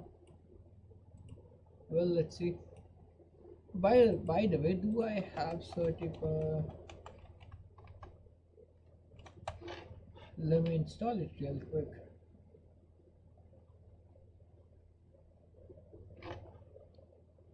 What the heck, man?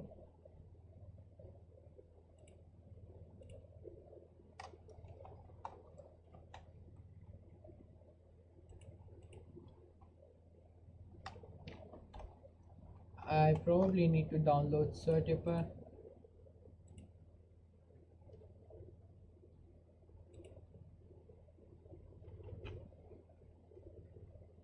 Let's hope. No, they don't have a binary, dude.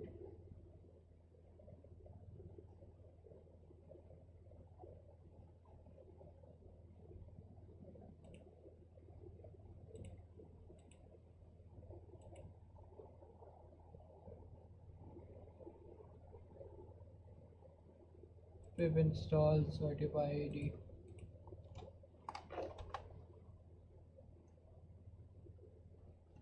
I would like to break system packages.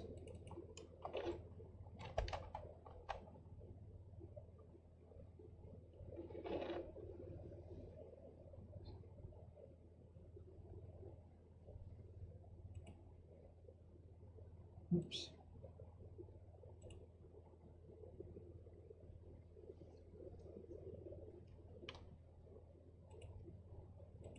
Requirement already installed. Certify AD. Cool.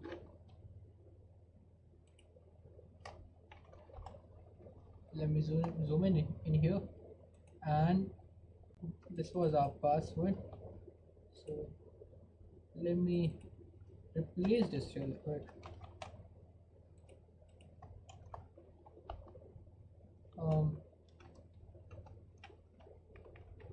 Should be Certify AD. Find unrecognized argument domain.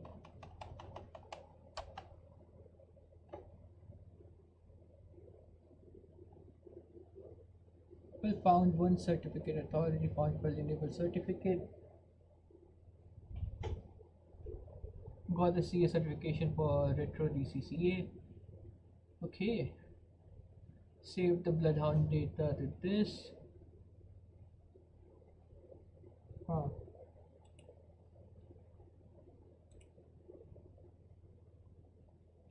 This will get certification files.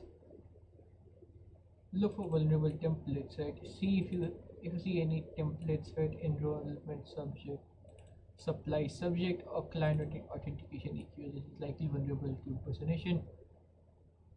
Tags like question certificate.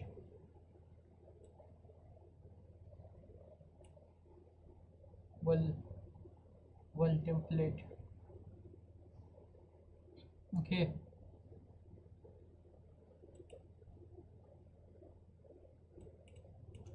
We probably need to start like Bloodhound. Do I have Bloodhound in here? Yeah.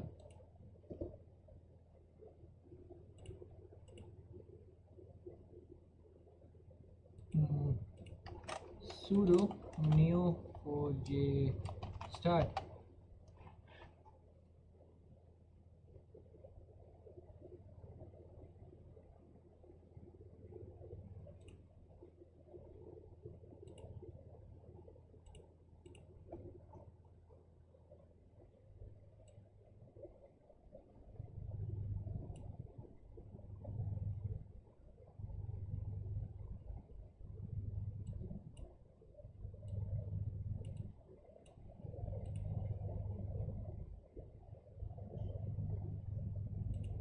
Um, let's do like neo4j and neo4j. Well, I believe like neo4j like takes like good time to actually start a spin up. Um, let's try this, right? So how much I remember, certify also has a flag called vulnerable.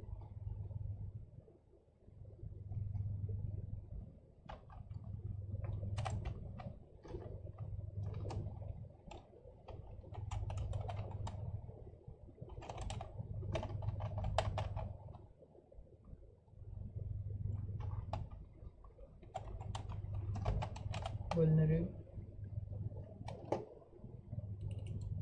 I'm pretty sure there's a flag for it.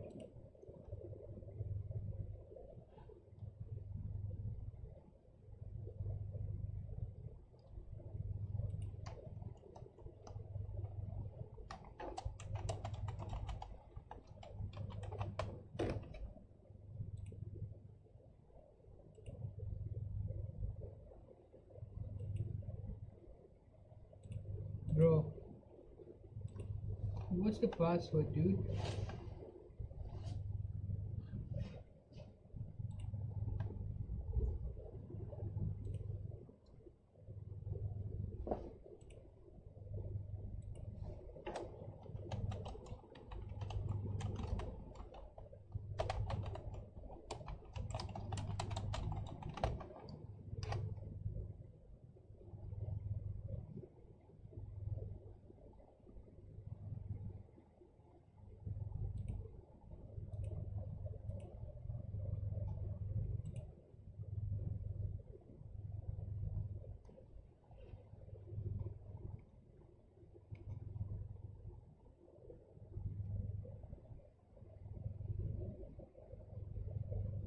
First, while setting up ETC, not this environment, set up the certificate authority to use the certificate. Yeah, see, like I told you, right? There's a vulnerable flag in it. So let's see how we can certify.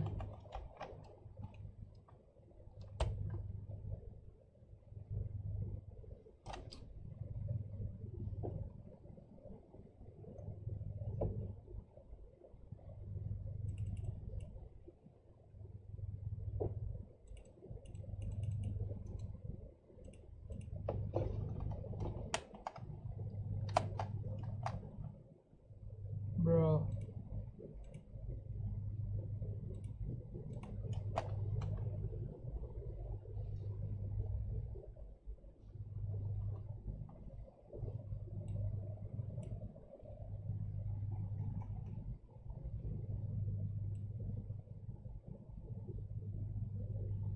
failed to get got the CA config retro DCCA. Let me share it with GPT itself.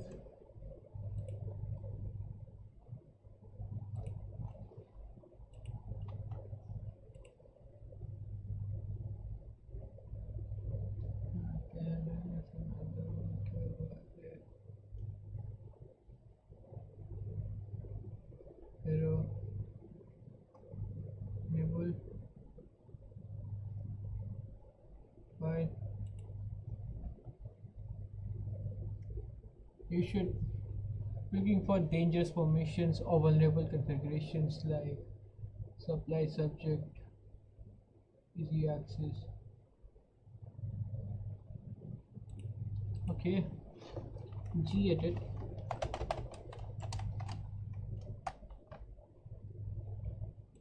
Okay, so this is empty, bro. Well, that's empty. Um, is this empty too? Let's hope not. Nope, that's not empty.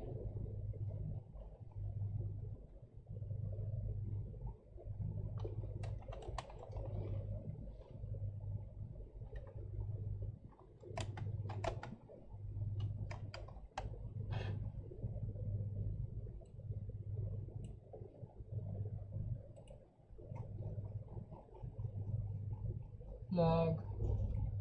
We're supposed to look out for permission like this, right? Required for authentication, exploit time. Let's search for this, like enrollment supply subject. Not found. Cool.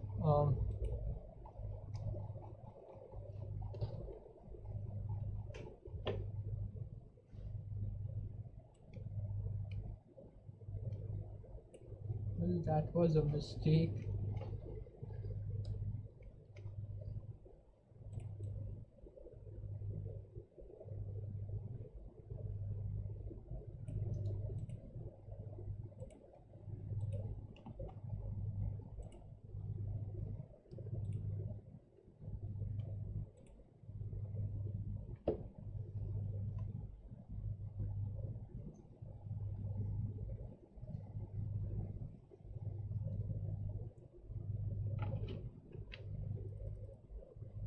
The package for sort passing.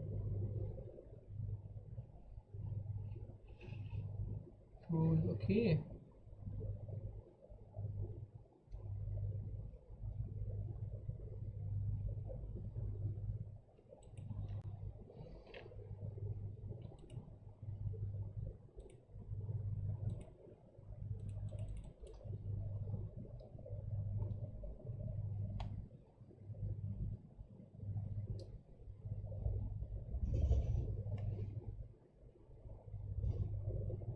Trying to get this by RDP. Next time output list misconfiguration for the circuit. Once for certifier while setting up my lava, I check the box. Permit. Oh.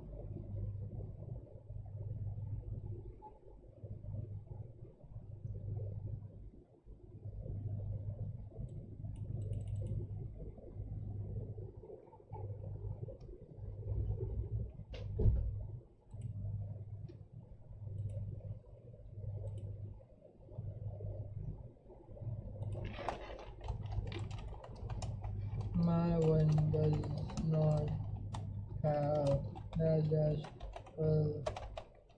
vulnerable bug like this.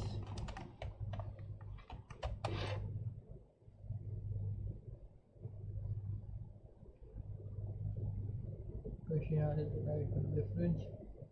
Which does not have a flag. That flag only exists in older folks or custom wrappers like CTO guides used by like how officials certify handles vulnerabilities, find, scan, and list them clearly like this.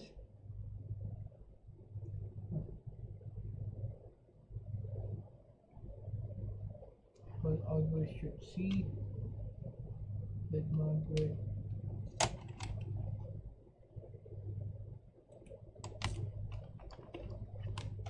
Why am I so cooked?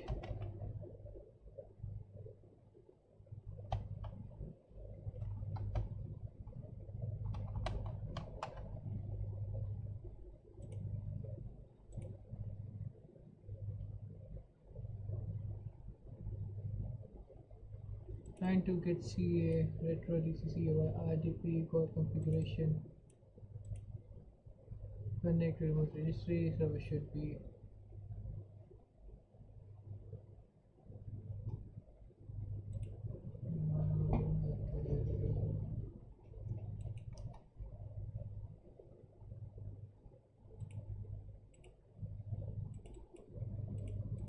Well, this file is completely empty. No, it's not empty this time. Oh wow. Well, it was empty back then. Um, let's see. Gedit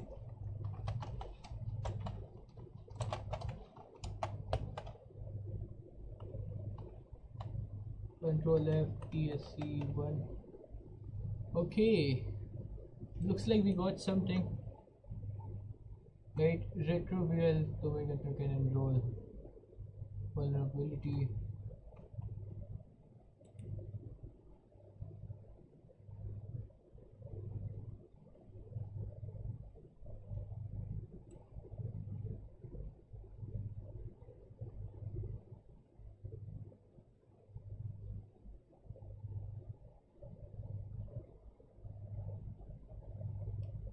Cool, bro. Now I'm gonna paste this in here and see.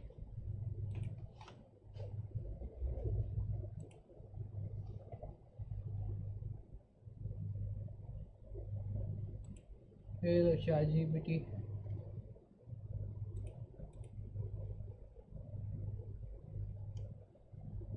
Cool. Request a certificate impersonate domain user, and that got blocked. Yeah, but we do know, like, um this thingy is like vulnerable ESC1, and if you don't know what ESC1 is, we can actually Google, right? Shit.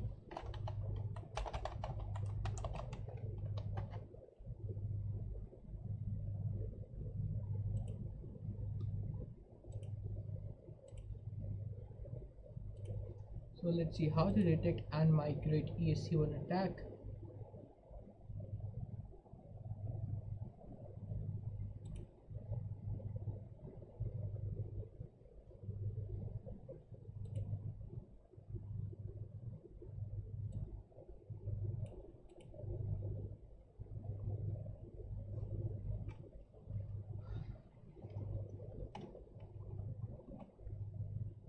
Bro, what the heck? When it feels basically okay, so never mind. Like, I mean, I'm pretty sure you guys can read it. I'm just tired at this point. But yeah, like, it's an attack where you can add your own certificates and escalate your privileges. Um, let me ask GPT. Hey, um, it's CTF. Sure, bro. Or maybe I can use DeepSeek, but I believe for DeepSeek too we need to create an account, right?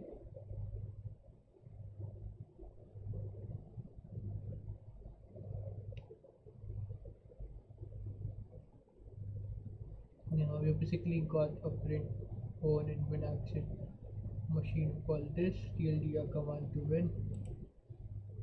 Then okay, retro hit TGT as an administrator. You now own the box.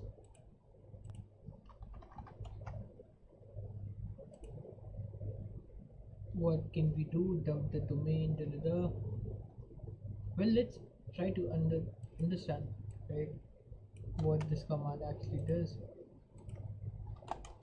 Explain me this and attack. I mean, ChatGPT can be a good teacher, to be honest.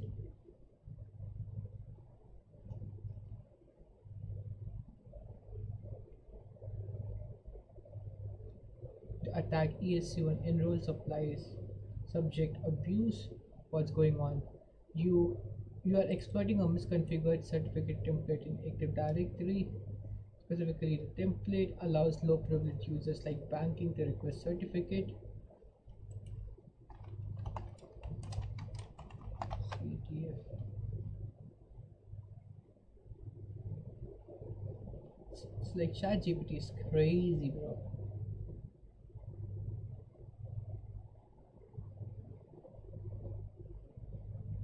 or like your banking machine account certificate certificate. The certificate is misconfigured and lets you say, hey, I'm an administrator and give me the cert. You get a valid certificate that lets you log in as administrator, basically a free domain admin ticket. No password cracking, no domain exploit needed, just abusing the CA thingy. So let's see, like certify AD request with the target TCP certificate retro clients output pool.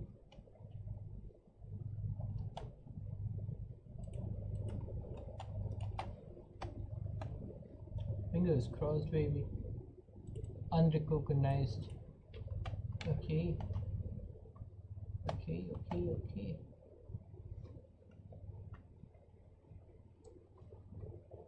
Domain dingy is unrecognized.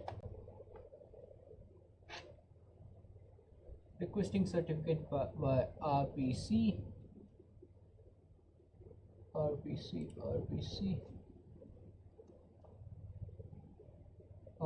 Non-type. Fail to get dynamic endpoint for certify sync. Well, guess what? We can also use like certify auto exploit, like certify auto exploit. Like I think there's a flag which would automatically exploit it. There are automatic toolkit. Certify itself doesn't have a built-in auto exploit on, but some wrap would have it. And because the cert with vulnerable template.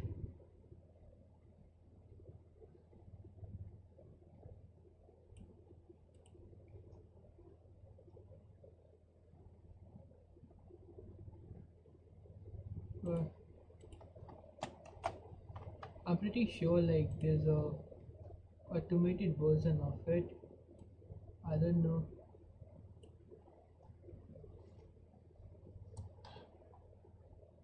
I'm pretty sure like there's a very easy tool which would do the same work for us like automatically.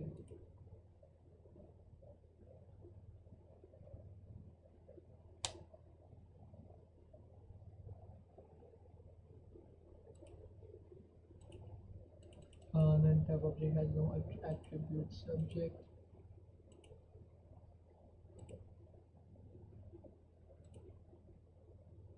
Certify domain is a parameter.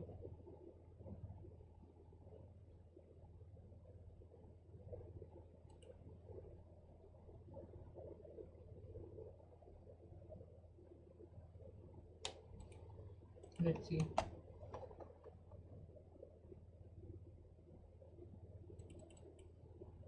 Oh, could not match on behalf.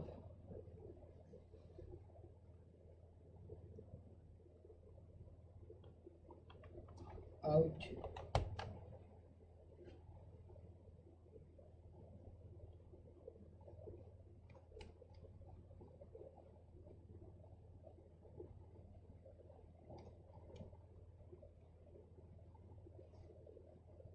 Cool, bro.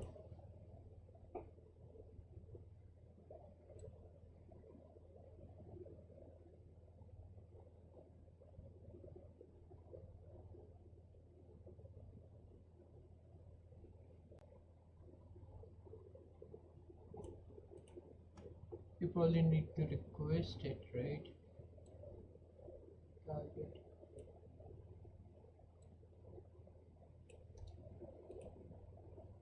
Let's see.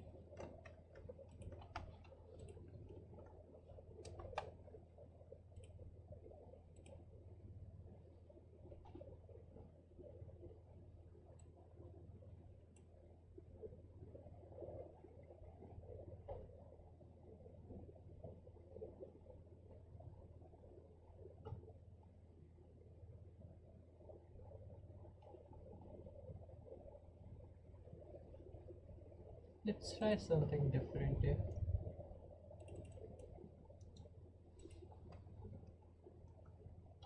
Um,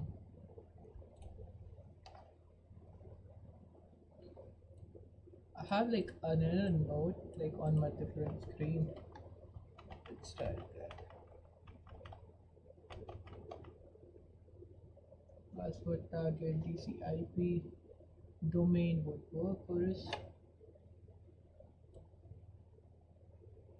UPM is correct.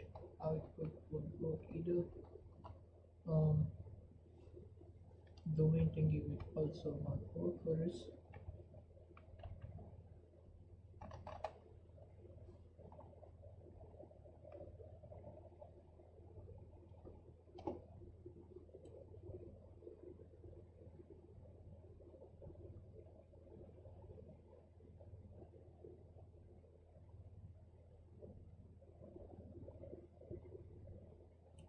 Okay, now let's try this. Like up here, let's try something like key size. Key size equals to 4096. 4096 minute. Will that work for us, mate?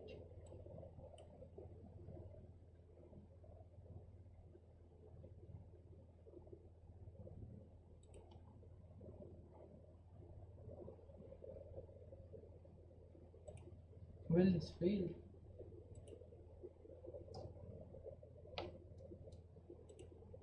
Interesting. Request banking.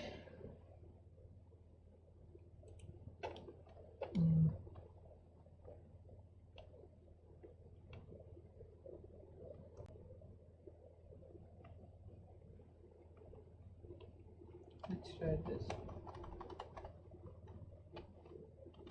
Banking @retro.pl.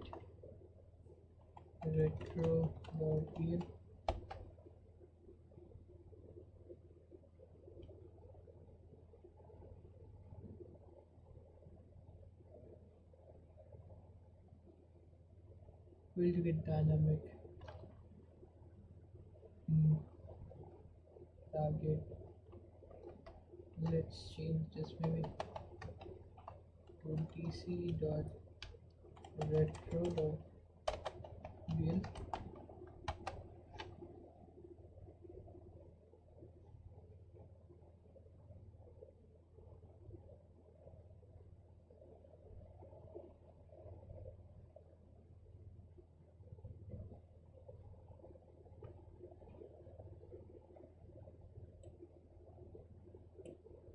Did not work, man.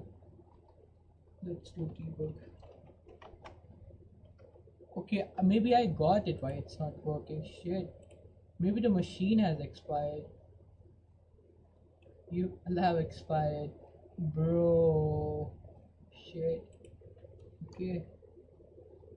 I knew it. I knew it. The machine expired. Shit. Retro. Start.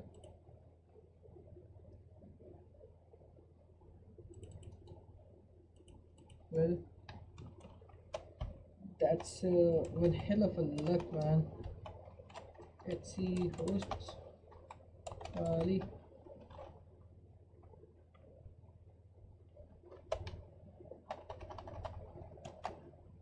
Let's go. I probably need to change the password, buddy.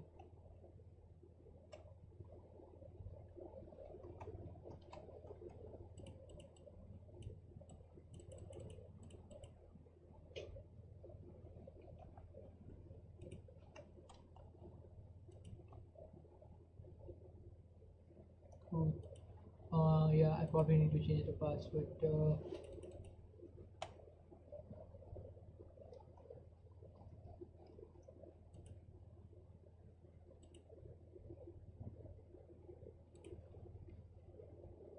I don't remember the command, dude. What was it? Like, change password.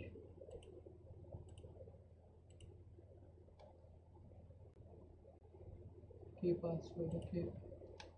Okay. Password. Banking. $sign.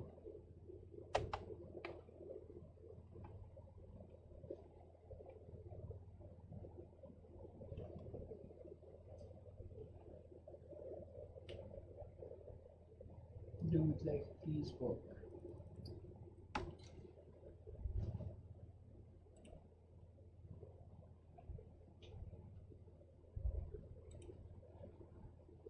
Just look at me, man, like crazy tired right now.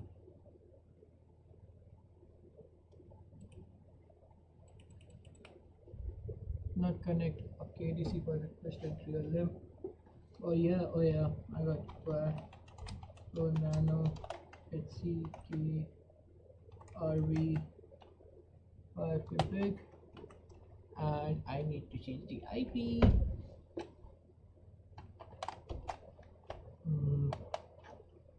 What was the IP, man? Let me copy that real quick.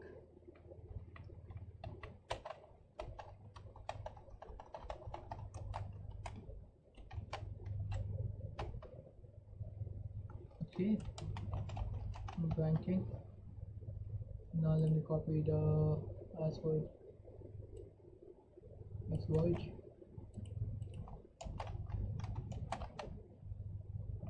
Maybe that's why that shit was not working.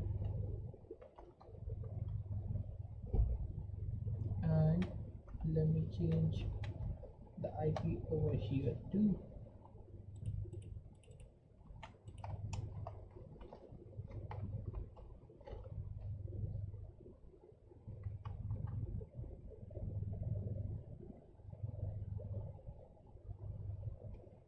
Okay, so it did work this time. Awesome. Now we probably need to use this, right? But let me change the IP again. I'm pretty sure domain thingy would work, but there's no shame in actually trying it. It's administrator.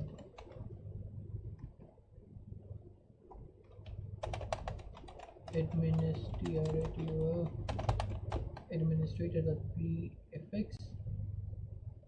Got the hash. We got the hash, boys. Awesome. Now we can use evilwinrm minus I 10.10.104.3 -h. Like, okay.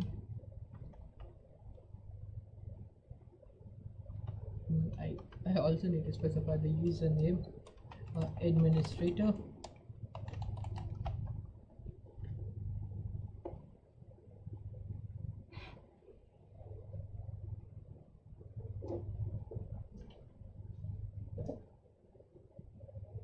Fingers crossed, man.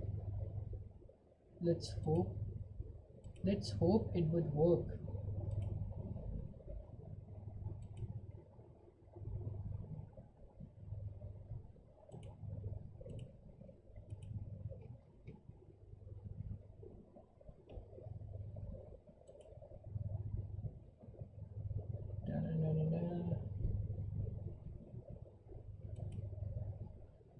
Well, it's taking some time. Some time.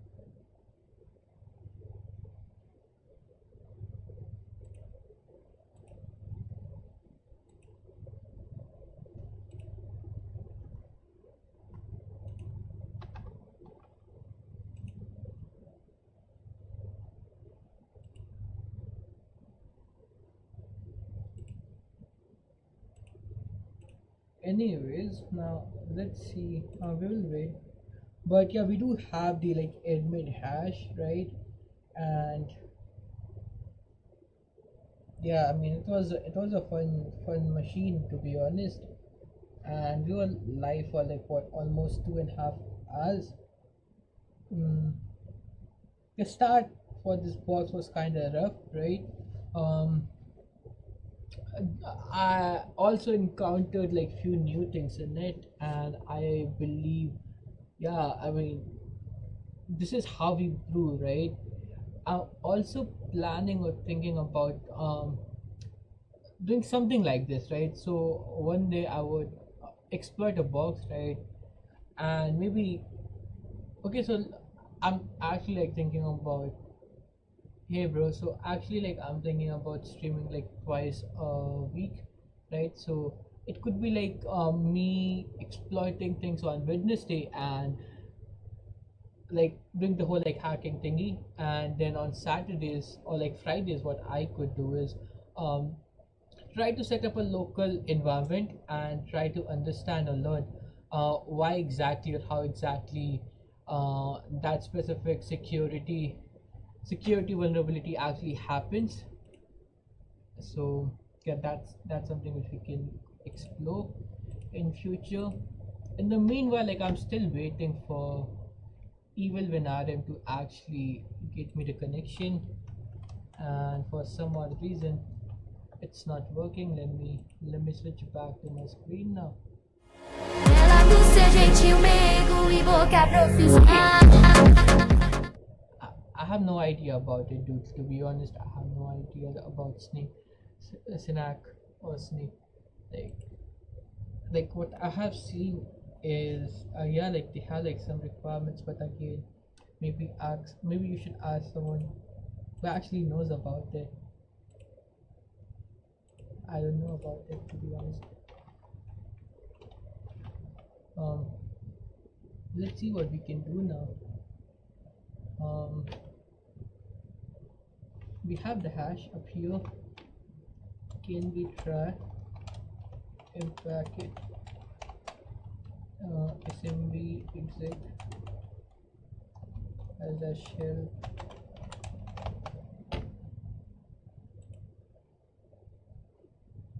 and let's see. So up here I can specify it like retro.deal slash administrator administrator. I hope I'm spelling this correctly. And then we also need to specify target IP. So man, I can't really see right now. Target IP, and it should be, wait, let me get the IP real quick. And then we also need to specify the hash. And where's the hash? Well, let's hope like it would work this time and we would have a shell. Not enough values expected to got one. How about I remove this?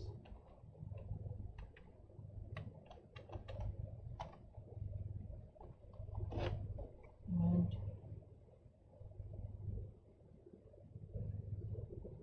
PIP shell type or, and simply specify administrator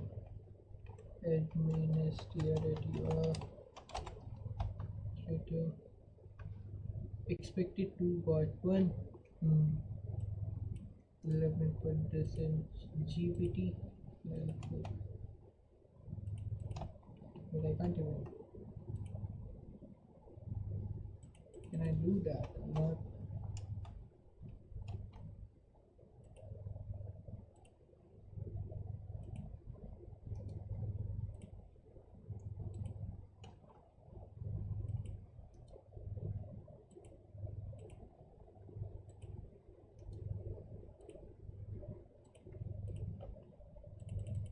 Well, what the heck?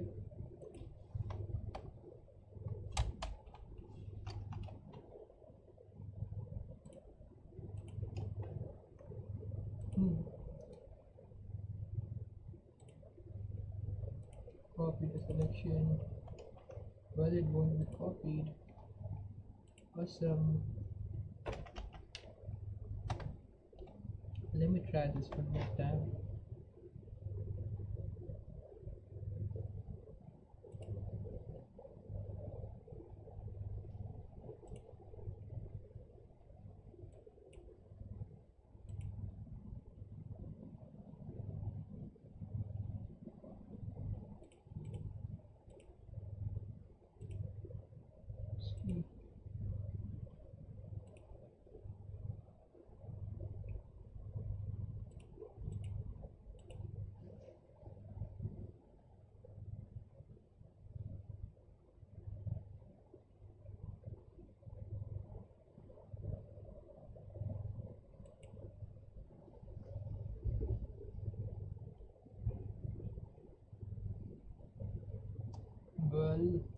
well, like for some odd reason, it's taking one hell of a time, dude.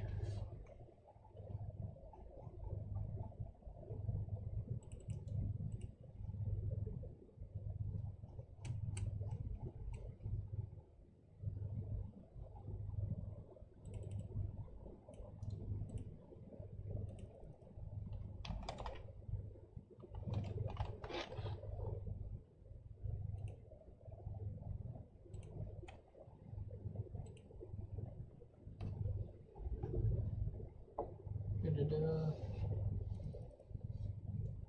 Da-da-da. Okay, let me try this on this side.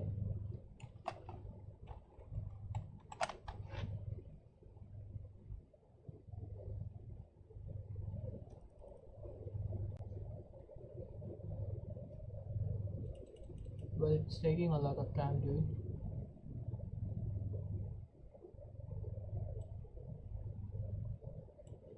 Well. We have a shell, man. We have a shell. Da-da-da-da. It will be slow, like really slow. But yeah, we are like administrator on this domain controller. Yep. Now let me do this. Okay, cd users. Okay, use full paths dir.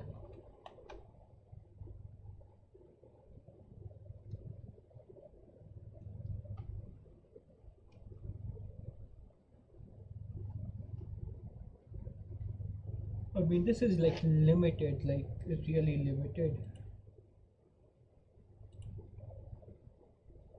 Invalid switch. How about this one?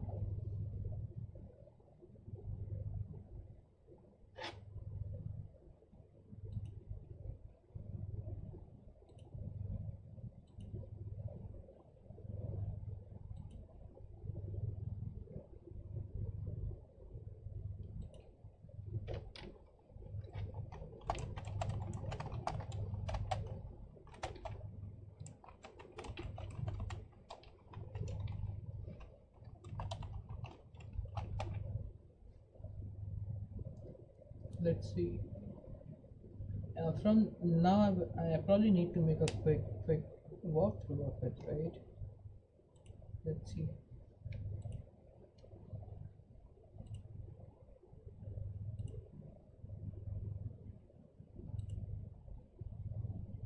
Yep, we have the root.txt file in here. Awesome. Mm.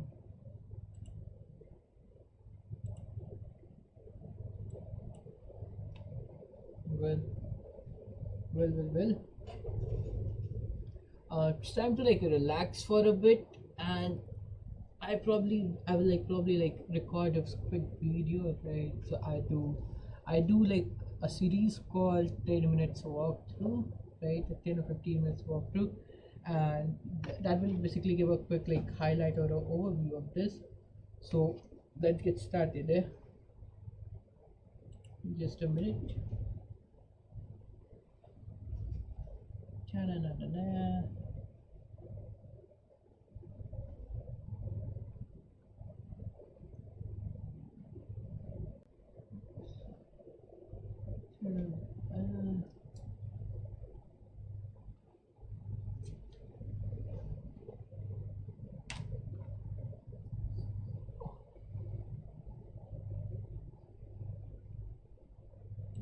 Let me play a quick music.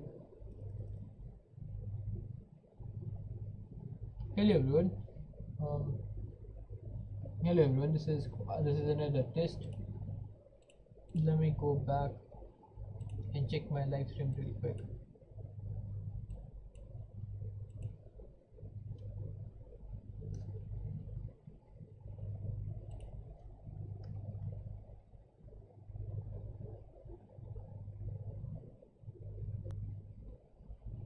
Hello.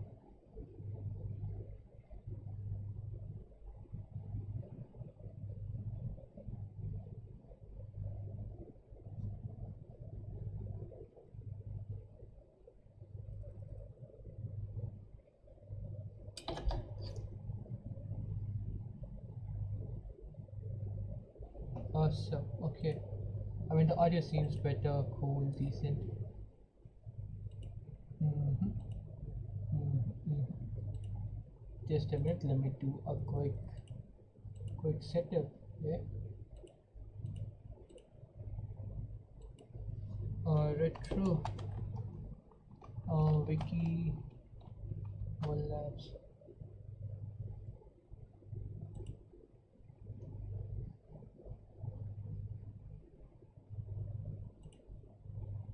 Okay. Let's go. So yeah.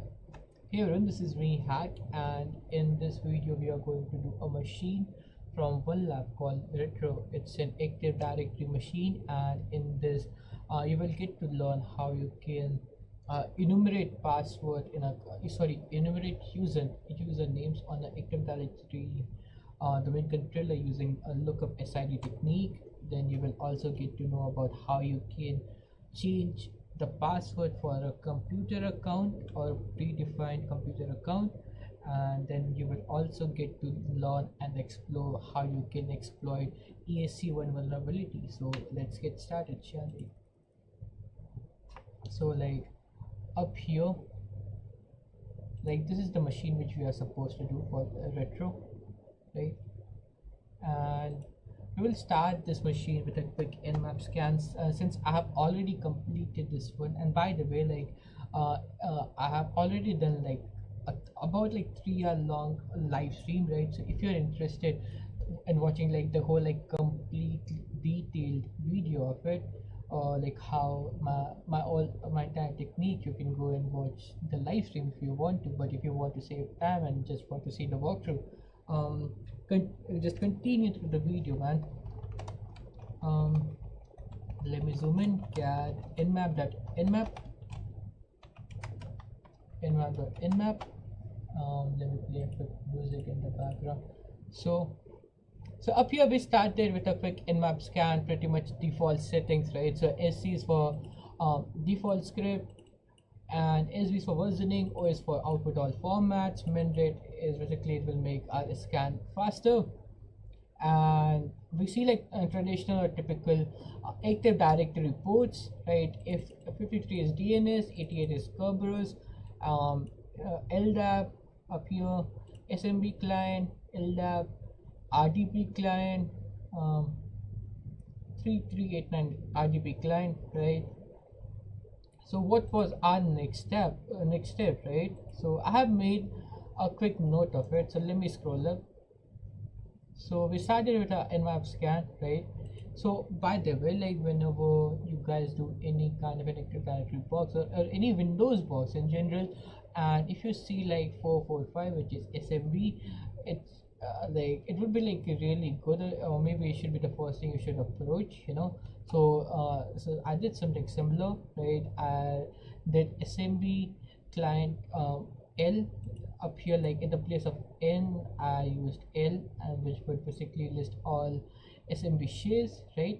In it I was able to access a share called node, and but I was able to log in, right? But I can't list any directories or files in it. But then there was another share called trainees. In it, and they had a file called important.txt. You can download this file. You can use get important.txt to download it.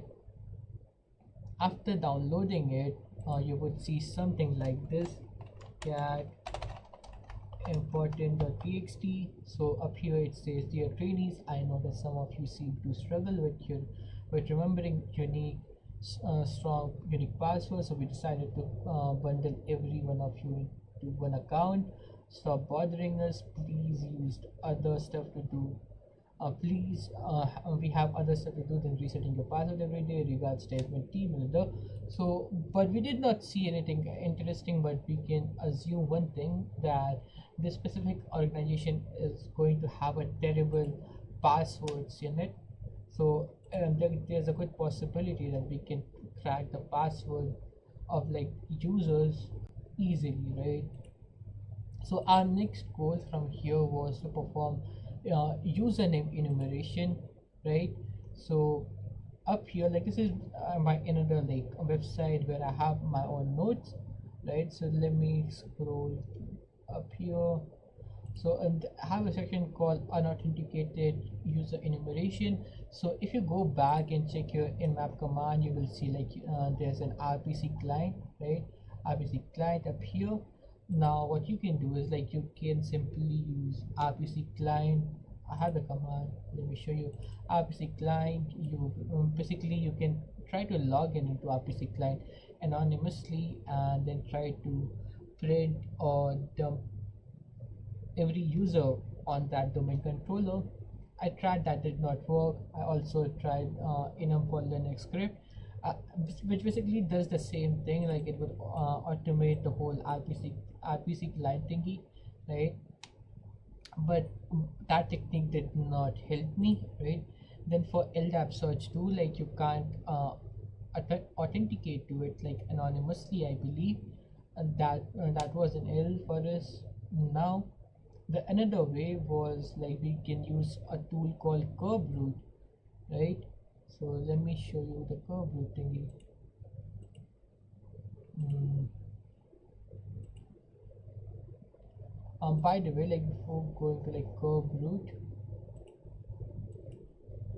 yeah. So like you have to like search for like curve root on this sorry on GitHub and download the tool. Right up here there's a section called user enumeration. I would recommend you to like read upon it. Then I downloaded the binary for this tool, and then I also went to this like specific GitHub repo, downloaded users.txt and bunch of like other word list, right? And I ran like curve root, right? But I realized that this thingy would be like really slow. Until now it's only able to detect like these two like usernames, right? But after that I found another technique which was kind of new to me, was lookup SID technique, right? You can use in-packet lookup SID to basically dump every user on that domain controller. So the command is something like this: in-packet lookup SID guest. So basically like by the way, like on a domain, on an active directory network, you can see it's very common to see like a user called guest with no password, or like the password as guest itself, right? So in packet gets the IP address and the flag called no pass, and we got bunch of like information up here, right? And we also try to like log in. By the way, we were also able to log in as a user called trainee, right? And we used the password trainee up here, the same as a username, and we were able to log in. Then we did some more enumeration using on assembly share, and we found another to-do.txt file. We can read this, right? So Thomas, after convincing the finance department to get rid of their ancient banking software, it is finally time to clean up the mess they have made. We should start with pre-created computer account. That one is older than me, right? And up here the computer accounts are mm,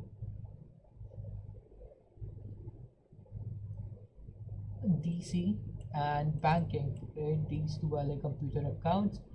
Now by the way, I tried to like to log in, right? But this won't actually work. From here, or what should I do next, right? So what I did was I did some research on computer accounts, right?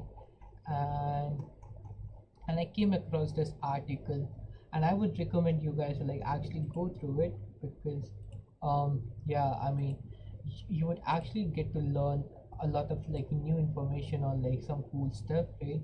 In this article, like it was mentioned how we can change the password, right, of a computer account.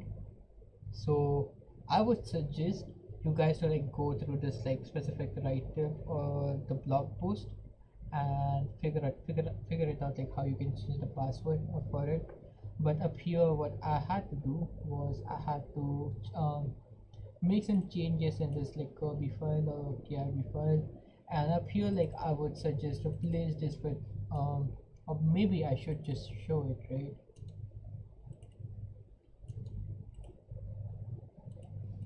Gedit. This is how my file looks, right? Like, so up here I have like my domain name, the domain name of like the domain controller, the KDC, the IP up here, IP here. Pretty simple, right? Then basically like I did key password, right? And this specific part would be replaced with banking one, right?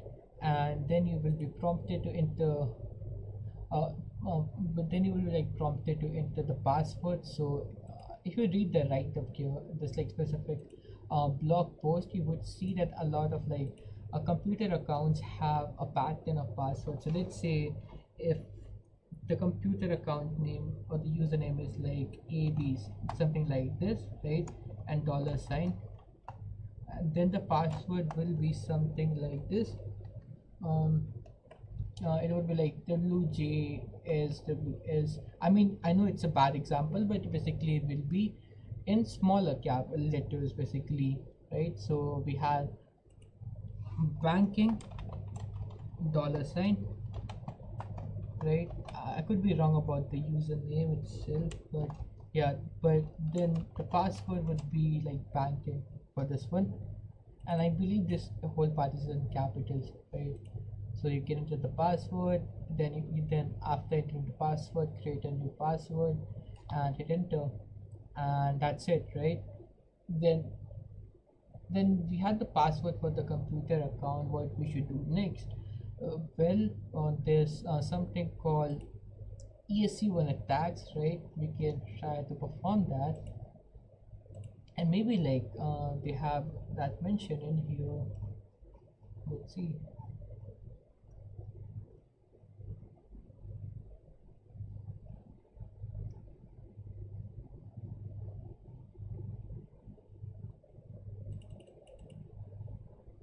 Well, yeah. So, but what I did next was I used a tool called Certify, right, to perform few attacks, right? But before that, let's see what Certify actually is. So, like, I would open up ChatGPT. Let's see if ChatGPT has something for us. Looks like they don't have anything for us. Never mind. So let's ask like what is Certify? Explain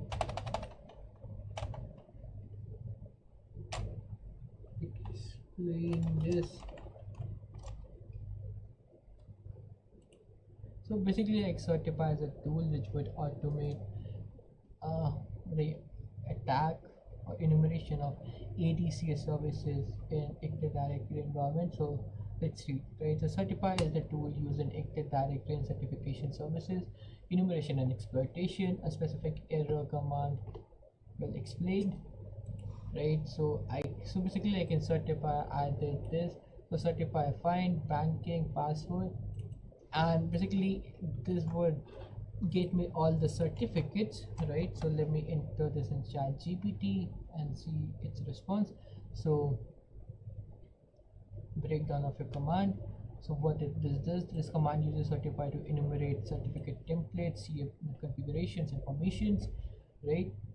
So that's exactly what it would do. Like it would enumerate different CA certificates, etc., and it would download them in a file up here, something like this, right?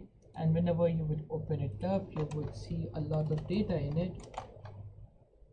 Now like what you can do is like you can enter ESC1 and you would see this, like there's a template which is vulnerable to an attack, right? So what I can do right now is like copy the whole thing into in ChatGPT, and we would find out that there's a certificate which can basically enroll itself as an administrator. So let's see, like certify found a certificate template name retro clients that is vulnerable to ESC1 unknown ADCS attack path. What is vulnerable? Well, never mind. So like no, there's a certificate, right? Um, Template called retro client, and basically in this, like if you have if you basically what an attacker can do is like they can escalate their permission or get uh, basically they can get the credentials for administrative users. So that's basically what this command would actually do, right? Certify AD request and the credentials for banking user a computer account, right? CA, the template name and the password or the user which you want to target. It should be like administrator, right? And the whole thing it would be actually like saved in pfx file, right? So let me see if I can show you the whole thing. Let's see. Let's see guys if you can see the tag. So something like this, right? So this is our command certify AD request banking and make sure to like add the specific flag like key size equals to 4096. Otherwise there's a great possibility this would fail, right? So the certify does its magic, and we have a saved certificate in the private key called administrator.pfx. Now we will use another command certify or pfx. This will basically give us the admin hash, right? Like up here we'll have the hash here, right? Now what we can do is like we can use enum for Linux or sorry evil binarium to actually log in. For some reason evil binarium was not actually working for me, so I ended up using like assembly exec to log in, right?